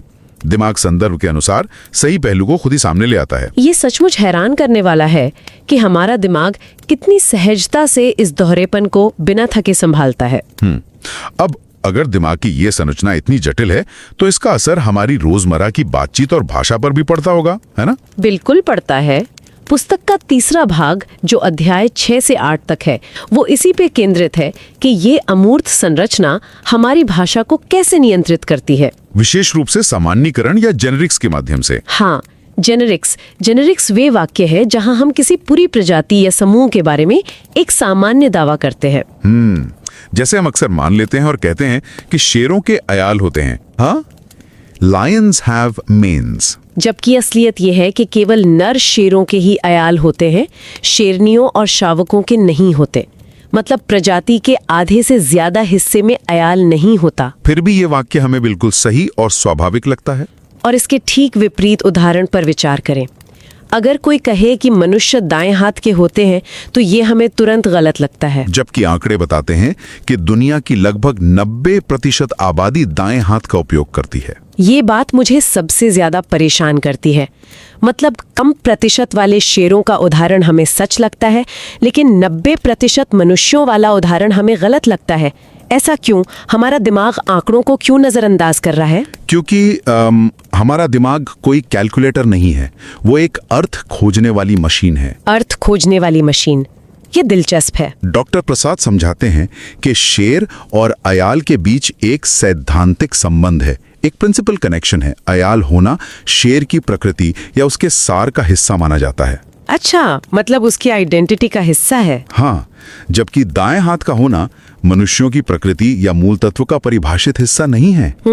ये महज एक सांख्यिकीय वास्तविकता है, एक एक्सीडेंट है। हमारा दिमाग आंकड़ों से ज्यादा प्रकृति को महत्व देता है। मैंने एक किताब से मच्छरों का एक और उदाहरण देखा था। हम कहते हैं कि मच्छर वेस्ट नाइल वायरस फैलाते हैं। हाँ, ये एक बहुत ही क्लासिक उदाहरण है। जबकि असल में केवल 1% मच्छरी ऐसा करते हैं। तो क्या इसका मतलब ये है कि हमारी भाषा और सोच का मूल ढांचा आंकड़ों से ज्यादा खतरे या अस्तित्व को प्राथमिकता देने के लिए वायर्ड है? बिल्कुल। जब किसी प्रजाति का कोई गुण हमारे लिए खतरे का संकेत होता है, तो हमारा मानसिक लेंस उस 1% को पूरी प्रजाति पर लागू कर देता है। हम 1% मच्छरों को नहीं देखते, हम मच्छर नाम की पूरी श्रेणी को उस खतरे से जोड़ देते हैं। सही कहा। विकासवाद के नजरिए से ये हमें सुरक्षित रखने का एक बहुत ही कारगर तरीका है। और मुझे लगता है यही लेंस रूपकों या मेटाफर्स में भी काम आता है ना? जब कोई कहता है कि मेरा वकील एक शार्क है। यहाँ हम शाब्दिक अर्थ तो नहीं ले रहे हैं। हाँ, मेरा मतलब है हम ये नहीं सोच रहे हैं कि वकील के पास फिन है या वो पानी में तैरता है, लेकिन क्या हम दो अलग अलग चीजों को मिला रहे हैं? हम चीजों को मिला नहीं रहे हैं, बल्कि एक चीज के चश्मे से दूसरी चीज को देख रहे हैं। हम शार्क के लेंस का उपयोग वकील के व्यवहार को समझने के लिए कर रहे हैं। शार्क का वैचारिक लेंस क्या है? आक्रामकता, शिकार करना, बिना थके पीछा करना। हम उस विशिष्ट अमूर्त लेंस को वकील पर आरोपित कर देते हैं। यही कंसेप्चुअल फॉर्म की असली ताकत है। अब यहाँ मेरे मन में सबसे बड़ा सवाल उठता है, जो शायद हर उस व्यक्ति के मन में आएगा जो मानव मनोविज्ञान को समझना चाहता है। क्या सवाल है? यदि हमारी भाषा और सोच के लेंस इतने जटिल, अमूर्त और दोहरेपन से भरे हुए हैं, तो एक छोटा बच्चा इन्हें सीखता कैसे है? और यही पुस्तक के अंतिम अध्यायों यानी 9 से 12 का मुख्य रहस्य है, ज्ञान प्राप्ति की गुत्थी। अगर हम बच्चे के दृष्टि से सोचें तो अवधारणाओं के इस कंसेप्चुअल फॉर्म को सीधे तौर पर देखा या छुआ नहीं जा सकता। बिल्कुल नहीं। एक बच्चा किसी कुत्ते को देखकर ये नहीं देख सकता कि वो अनंत कुत्तों की प्रजाति का एक हिस्सा है। वो तो बस अपने सामने एक बालों वाले जानवर को देख रहा है। सही बात है। डॉक्टर प्रसाद यहाँ बहुत ही मजबूती से तर्क देते हैं कि ये जटिल मानसिक संरचनाएं सीखी नहीं जाती। सीखी नहीं जाती? नहीं, बल्कि ये शायद जन्मजात होती हैं। ये एक जनरेटिव सिस्टम के रूप में काम करती हैं। रुकिए, ये जनरेटिव सिस्टम क्या है? इसे थोड़ा स्पष्ट करें। जनरेटिव सिस्टम का मतलब है एक ऐसी प्रणाली जिसमें कुछ सीमित और बुनियादी नियम होते हैं, लेकिन उन नियमों का उपयोग करके असीमित नई चीजें बनाई या समझी जा सकती हैं। जैसे व्याकरण? बिल्कुल, व्याकरण की तरह हमारे पास सीमित शब्द और नियम हैं, लेकिन हम उनसे अनंत नए वाक्य बना सकते हैं। डॉक्टर प्रसाद कहते हैं कि अवधारणाओं के लिए भी हमारे दिमाग में जन्म से ही एक ऐसा ही जनरेटिव ढांचा मौजूद होता है। मतलब हम अनुभव से ये तो सीखते हैं कि कुत्ता कैसा दिखता है, उसकी आवाज कैसी होती है, लेकिन उसे किस दृष्टिकोण से देखना है, ये ढांचा हमारे दिमाग में पहले से मौजूद होता है। बिल्कुल। बच्चा जब एक कुत्ते को देखता है तो उसका दिमाग पहले से ही इस तरह की संरचना लिए होता है कि ये एक प्रकार की चीज है, इसके कुछ नियम होंगे। बाहरी अनुभव सिर्फ उस खाली खांचे को भरता है। लेकिन मुझे यहाँ थोड़ी आपत्ति है। मैं इस बात को चुनौती देना चाहूंगी। जरूर बताइए। डॉक्टर प्रसाद कह रहे हैं कि ये ढांचा जन्मजात है। चलिए, कुत्ते के लिए तो समझ आता है कि ये प्रकृति का हिस्सा है, लेकिन मेज या किताब या स्मार्टफोन जैसी चीजों का क्या? हाँ, ये एक वाजिब सवाल है। विकासवाद के नजरिए से हमारे पूर्वजों के पास मेज या किताबें तो नहीं थीं, तो क्या आप ये कह रहे हैं कि हम मेज पहचानने वाले लेंस के साथ पैदा होते हैं? ये कैसे संभव है? ये बहुत ही बेहतरीन सवाल है। देखिए, डॉक्टर प्रसाद ये नहीं कह रहे हैं कि हम मेज या स्मार्टफोन के लेंस के साथ पैदा होते हैं। तो फिर क्या?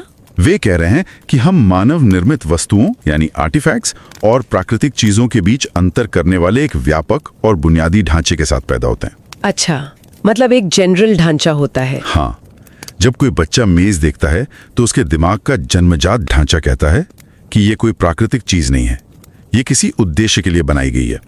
वो उद्देश्य क्या है ये वह अनुभव से सीखता है, लेकिन उद्देश्य खोजने की जो प्रवृत्ति है वो जन्मजात है। ये बहुत दिलचस्प है।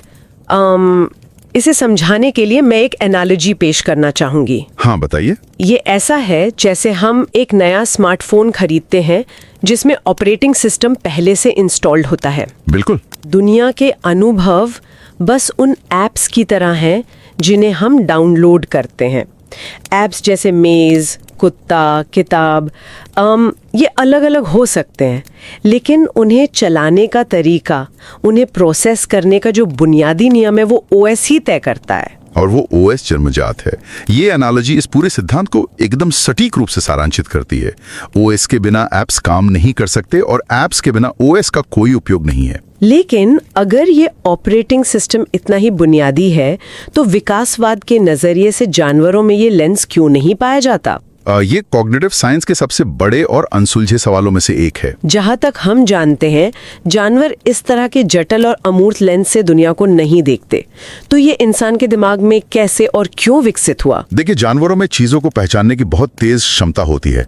वो खतरों या भोजन को तुरंत पहचान सकते हैं, लेकिन ये चीज क्या है और ये ऐसी क्यों है, ये सैद्धांतिक दृष्टिकोण केवल मनुष्यों में दिखाई देता है। मतलब सिर्फ इंसान ही क्यों पूछते हैं? संभवतः ये भाषा के विकास और हमारी जटिल सामाजिक संरचनाओं के साथ साथ विकसित हुआ है। हमें सिर्फ प्रतिक्रिया नहीं करनी थी, बल्कि एक दूसरे के साथ गहरे अर्थ शेयर करने थे। अर्थ शेयर करने के लिए हमें दुनिया को एक समान मानसिक ढांचे में ढालना पड़ा। बिल्कुल, तभी हम एक समाज के रूप में काम कर सकते हैं। तो इस पूरी चर्चा का अगर हम सार निकालें तो डॉक्टर प्रसाद की ये पुस्तक केवल मनोविज्ञान या भाषा विज्ञान की एक और थ्योरी नहीं है। नहीं, ये उससे कहीं बढ़कर है। ये इस बात को समझने का एक पूरा ब्लूप्रिंट है कि मानव मस्तिष्क वास्तविकता को कैसे आकार देता है। सड़क पर एक 3 पैरों वाले कुत्ते को देखकर कमी महसूस करने से लेकर बिटकॉइन को समझने और रोजमर्रा के रूपकों के इस्तेमाल तक हर जगह ये कंसेप्चुअल फॉर्म काम कर रहा है। ये हमें बताता है कि हमारी सोच कोई खाली स्लेट नहीं है जिस पर दुनिया अपनी छाप छोड़ती है, बल्कि हमारी सोच एक बहुत ही परिष्कृत, सक्रिय और जटिल लेंस प्रणाली है जो दुनिया के कच्चे डेटा को हमारे लिए अर्थपूर्ण बनाती है। और ये समझना उन सभी के लिए महत्वपूर्ण है जो ये जानना चाहते हैं कि हम वही क्यों सोचते हैं जो हम सोचते हैं। शोधकर्ताओं के लिए तो ये एक नई दृष्टि है ही, लेकिन आम जीवन में भी ये हमें अपनी ही सोच के प्रति अधिक जागरूक बनाता है। अब जब हम इस चर्चा के अंत की ओर बढ़ रहे हैं तो मैं एक ऐसा गहरा विचार छोड़ना चाहती हूँ जो शायद इस किताब से भी थोड़ा आगे जाता हो। बिल्कुल, बताइए। जरा सोचिए, डॉक्टर प्रसाद के अनुसार हमारी ये जन्मजात अवधारणाएं, ये जो दिमाग के प्राकृतिक लेंस है, वो अपरिवर्तनीय है। वे हमारे ऑपरेटिंग सिस्टम का हिस्सा है और यही तय करते हैं कि हमारे लिए क्या सामान्य है। हाँ, ये तो स्थापित हो गया। लेकिन अब हम एक ऐसे युग में प्रवेश कर रहे हैं जहां हम क्वांटम भौतिकी या सुपर एडवांस्ड एआई जैसी चीजों को समझने की कोशिश कर रहे हैं। ये एक बहुत ही दिलचस्प दिशा है। क्वांटम स्तर पर एक कण एक ही समय में 2 जगहों पर हो सकता है। ये एक ऐसी चीज है जो हमारी इन पैदाइशी श्रेणियों और हमारे लेंस में फिट ही नहीं बैठती। यह एक बहुत ही विचलित करने वाला लेकिन बेहद प्रासंगिक विचार है। तो क्या ये संभव है कि हमारे दिमाग की ये प्राकृतिक लेंस, जिन्होंने हमें विकासवाद में यहाँ तक पहुँचाया और जानवरों से अलग किया, अब ब्रह्मांड की असली सच्चाई को देखने में हमारी सबसे बड़ी बाधा बन सकते हैं? ये तो बहुत ही गहरा सवाल है। क्या हम कभी ब्रह्मांड को वैसा देख पाएंगे जैसा वो असल में है, या हम हमेशा अपने इस जन्मजात मानसिक चश्मे के गुलाम रहेंगे? क्या हमारा अपना दिमाग ही हमारी समझ की अंतिम सीमा है? यह वो सवाल है जो दर्शन शास्त्र और विज्ञान के बिल्कुल मुहाने पर खड़ा है। शायद हम वास्तविकता को कभी ना जान पाएं, बल्कि केवल उसी वास्तविकता को जान पाएं जो हमारा कंसेप्चुअल फॉर्म हमें देखने की अनुमति देता है। ये निश्चित रूप से सोचने वाली बात है और रातों की नींद उड़ाने के लिए काफी है। हम सब के लिए ये समझना जरूरी है कि हमारी सोच की भी अपनी सीमाएं हो सकती हैं। बिल्कुल। तो जो कोई भी अपनी एकेडमिक और बौद्धिक जिज्ञासा को शांत करना चाहता है वे शो नोट्स में दिए गए लिंक से इस शानदार ओपन एक्सेस किताब को ज़रूर पढ़ें। समय निकालकर हमारे साथ इस यात्रा में जुड़ने के लिए बहुत बहुत धन्यवाद। सीखते रहें, नई चीज़ों पर विचार करते रहें और अपने खुद के मानसिक लेंस को हमेशा चुनौती देते रहें।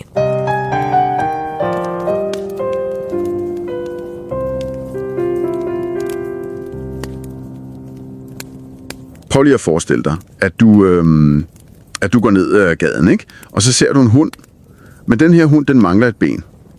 Uden at du overhovedet skal tænke dybere over det, så registrerer din hjerne jo med det samme, at der er noget helt galt her. Ja, man får straks ondt af den. Lige præcis. Man tænker, det er synd for den. Fordi den burde jo have 4 ben, ikke? Det virker bare som en fuldstændig naturlig biologisk reaktion. Og her bliver det mærkeligt. Prøv så at forestille dig, at du går ind på en café. Du ser et helt almindeligt træbord, men det mangler også et ben. Så sker der præcis det samme. Ja, din hjerne slår jo fuldstændig den samme alarm, ikke? Bordet er i stykker. Det burde have 4 ben. Men et bord er jo bare dødt træ. Altså, det har jo ingen genetik, ingen biologi overhovedet, ingen nerveceller. Så hvorfor i alverden påtvinger vores hjerne en fuldstændig livløs genstand den præcise samme, det er mening, forventning, som vi har til et levende væsen? Det er et vildt godt spørgsmål. Og det paradoks, du nævner der, det åbner faktisk døren til noget af det allermest fascinerende, vi ved om menneskets kognition i dag. Og for overhovedet at forstå, hvor den der skjulte regel kommer fra, så skal vi kigge på en mand, som nærmest har brugt hele sit liv på at afkode præcis det her. Dr. Sandeep Prasada? Jo. Sandeep Prasada. Han er professor ved Hunter College i New York, har været der siden 2002. Og før det var han på Dartmouth og Rutgers, lige efter han fik sin Ph.D. i kognitionsvidenskab for selveste MIT. Men altså, hans vej ind i at forstå alt det her, startede faktisk et helt andet sted end i et sterilt akademisk laboratorium. Er det rigtigt? Det var noget med hans barndom? Ja. Han brugte sine sommer som barn på at arbejde side om side med sin mor. Hun var lærer på sådan en specialskole for exceptionelle børn med særlige behov. Wow, okay. Så han er simpelthen gået der som ung knægt og været assistent? Lige netop. Han var assistent og lejrleder, tror jeg. Og prøv lige at tænke på det miljø for et ungt, nysgerrigt sind, ikke? At stå der på sidelinjen og se, hvordan skolens psykologer og lærere konstant arbejdede sammen for at navigere i de her ekstremt komplekse adfærdsudfordringer hos børnene. Så han har kunnet se kognitionen folde sig ud i virkeligheden, før han overhovedet læste om det? Præcis. Den der helt tidlige praktiske erfaring med, hvordan sindet fungerer, eller hvordan det nogle gange bare fungerer helt anderledes, end vi forventer det, antændte jo simpelthen en livslang nysgerrighed i ham. En nysgerrighed for, hvordan pokker vi overhovedet danner koncepter om verden. Og den nysgerrighed, den har jo helt tydeligt formet ham. Jeg læste lidt om hans ry på Hunter College, og holdt op, han er berygtet blandt de studerende. Ja, han er ikke for sarte sjæle. Nej, altså hans kursus der, PSJ 230, det skulle eftersigende være fuldstændig brutalt. Han kører den her benhårde, ingen genvej tilgang. Der er altså ingen ekstra point at hente. Der er ingen små, hyggelige lektieafleveringer til at redde de gennemsnit. Nej, det er vist kun et par helt massive eksamener, der tæller. Lige præcis. Går du glip af forelæsningerne, så dumper du med et brag. Men det, jeg lagde mærke til, var på trods af de der nærmest skræmmende eksamensperioder, så nærer de studerende jo en enorm respekt for ham. Fordi hvis du faktisk tør banke på en dør og spørge om hjælp, så skulle han være den mest utrolige, dedikerede mentor for dem. Ja, han er krævende, men han giver dobbelt op tilbage, hvis man ved substansen. Han er publiceret i Cognition og Developmental Science og alle de store tidsskrifter, og hans dedikation skinner virkelig igennem i hans arbejde. Og den insistering på substans, det er præcis den, vi tager med os i dag. Men før vi åbner selve bogen, så har vi til dig, der sidder og lytter med, lige en lille, men ret vigtig administrativ note. Ja. En ugenlig udgivelse. Om søndagen tager vi fat i en klassisk artikel, eller som i dag, en virkelig markant bog. Om mandagens udgivelse, den dedikerer vi så til dugfrisk forskning fra peer-reviewed toptidsskrifter. Og vi er så dybt taknemmelige for dig som loyal abonnent. Ja, vi elsker simpelthen, at I lytter med. Og grund til, at vi har begrænset frekvensen, det er noget, vi har tænkt rigtig meget over. De her AI-assisterede produktioner, vi bruger til at hjælpe med at strukturere og producere vores indhold, de har desværre et massivt aftryk på natur og klima. Ja, det er helt vildt, når man kigger på tallene. Specielt datacentrenes enorme vandforbrug. Det er enormt tungt for miljøet. Så ved at begrænse, hvor ofte vi udgiver, så er det er vores lille måde at give lidt tilbage til klimakampen på. Vi skærer i kvantiteten, men uden at miste den her rigdom og ro, som vi elsker i vores samtaler. Lige præcis, og apropos rigdom, uanset om du abonnerer på os eller bare har fundet vej herinde i dag, så vil vi virkelig opfordre dig til at tage dig tid til at læse Sandeep Prasadas bog. Den hedder Conceptual Form, og det bedste er, den er open access. Fuldstændig gratis at læse. Ja, helt frit tilgængelig. Vi har smidt et link i episodenoterne. Og i dag vil vi tage dig igennem bogen kapitel for kapitel, fortalt som en rolig, sammenhængende fortælling, specielt skræddersyet til dig, der måske står lige på tærsklen til din egen forskningsrejse. Ja, for det er nemlig Prasadas ekstremt stringente undervisningsstil fra Hunter College, der man kan mærke den direkte i bogens kernepræmis. Bogen starter jo med at gøre op med en kæmpe antagelse. Altså traditionelt har psykologien troet, at vores hverdagsbegreber, ord som hund, bord, mor, frihed, bare var sådan nogle rådede samlinger af fakta. Sådan lidt en skraldespand af alt, hvad man ved om en ting. Som er lidt en skraldespand af alt, hvad man ved om en ting. Lige præcis. Men Prasada siger nej. Han argumenterer for, at de har en ekstrem streng, næsten arkitektonisk skjult struktur. En form. Okay, så de første par kapitler, kapitel 1 og 2, handler om forskellen på indhold og form. Kan du bryde den del lidt med for os? Ja, altså standardteorierne som klassisk teori eller prototypeteori, dem vi alle sammen lærer om på universitetet, de fokuserer udelukkende på indholdet af et koncept. De spørger bare, hvad er en hund? Og så laver de en liste over egenskaber. Men de overser form. Prasada forklarer form som tænk på et koncept som en mental linse. Linsen viser dig ikke bare objektet, den giver dig simpelthen instruktioner i, hvordan du skal tænke, tale og resonere om den ting. Altså, er det lidt ligesom at kigge igennem et mikroskop? Jo, præcis. For hvis jeg tænker på standardteorierne, så kigger de kun på selve den der lille celle, der ligger nede på glaspladen, ikke? Selve indholdet.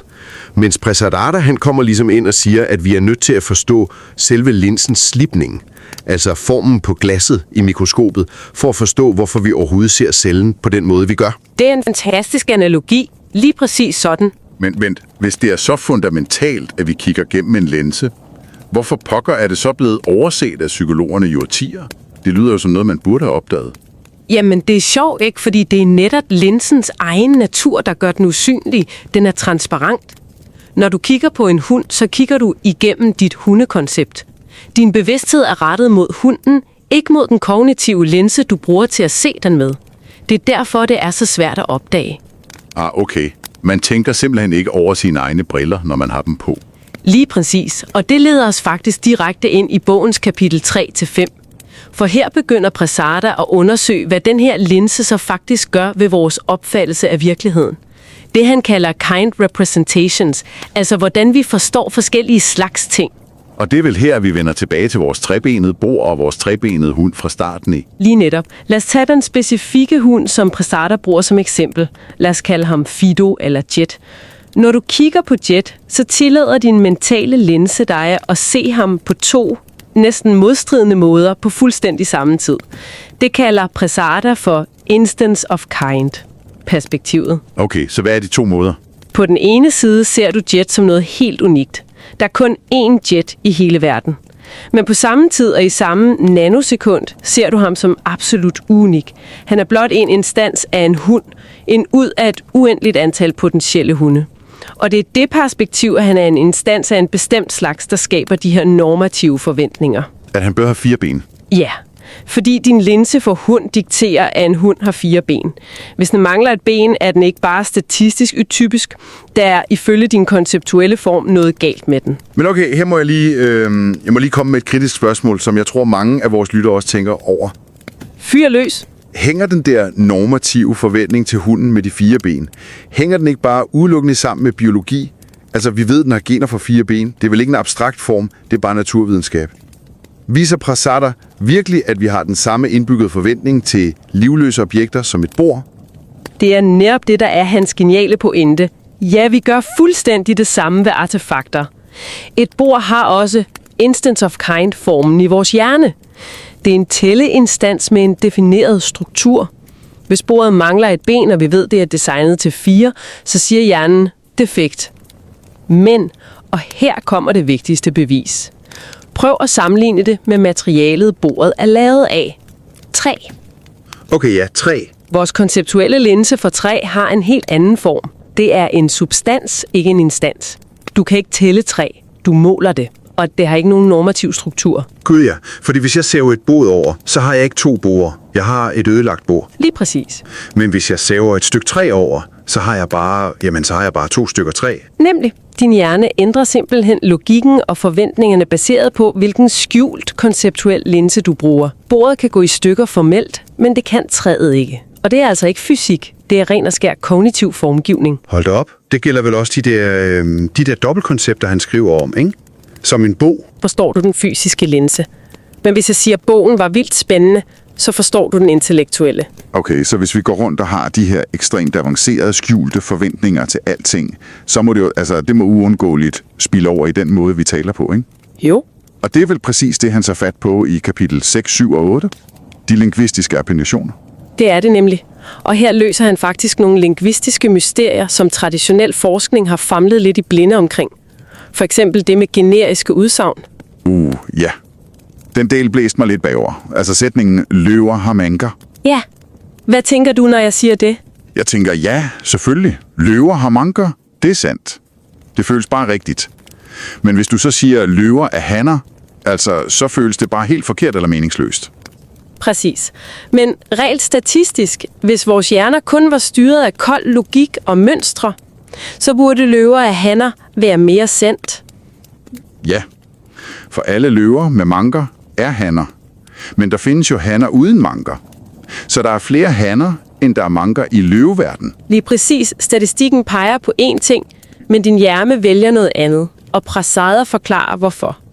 Ordet manke knytter sig til en karakteristisk principiel egenskab i vores konceptuelle form for løve. Den definerer ligesom arten, selvom det kun gælder for nogle af dem. Men kønnet han, det er bare en underkategori. Vi kan bruge formen for han og hun om næsten alle dyr.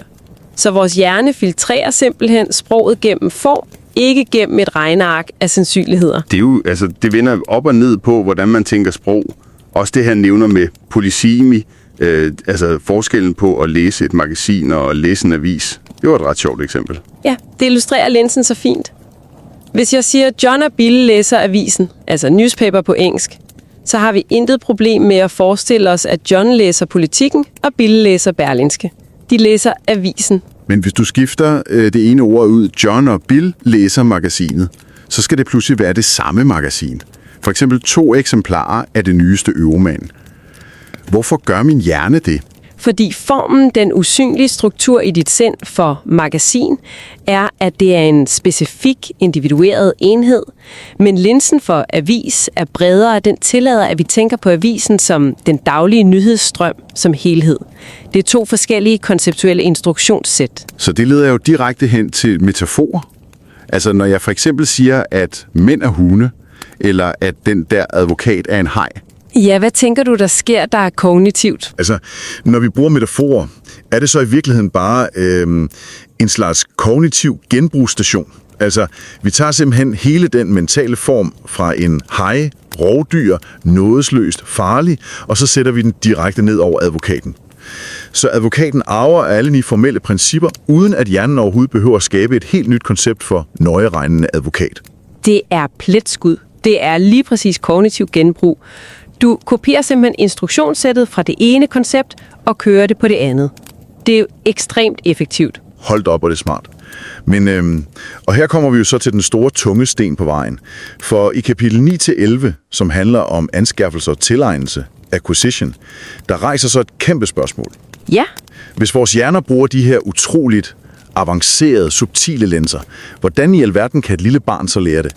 Et barn får jo ikke udleveret en ordbog fyldt med filosofi. Nej, man kalder anskaffelsesproblemet, og det er her Prasadas teori for alvor trækker streger i sandet mod de klassiske empirister, som tror, vi lærer alt ved bare at se på verden. Prasada bygger på teorier om kerneviden eller core knowledge, og en proces, han kalder Conceptual bootstrapping. Conceptual bootstrapping. Ja. Pointen er, at vi mennesker ikke fødes som blanke tavler. Koncepterne, hund, bord, magasinet, de specifikke ting, dem skal vi lære.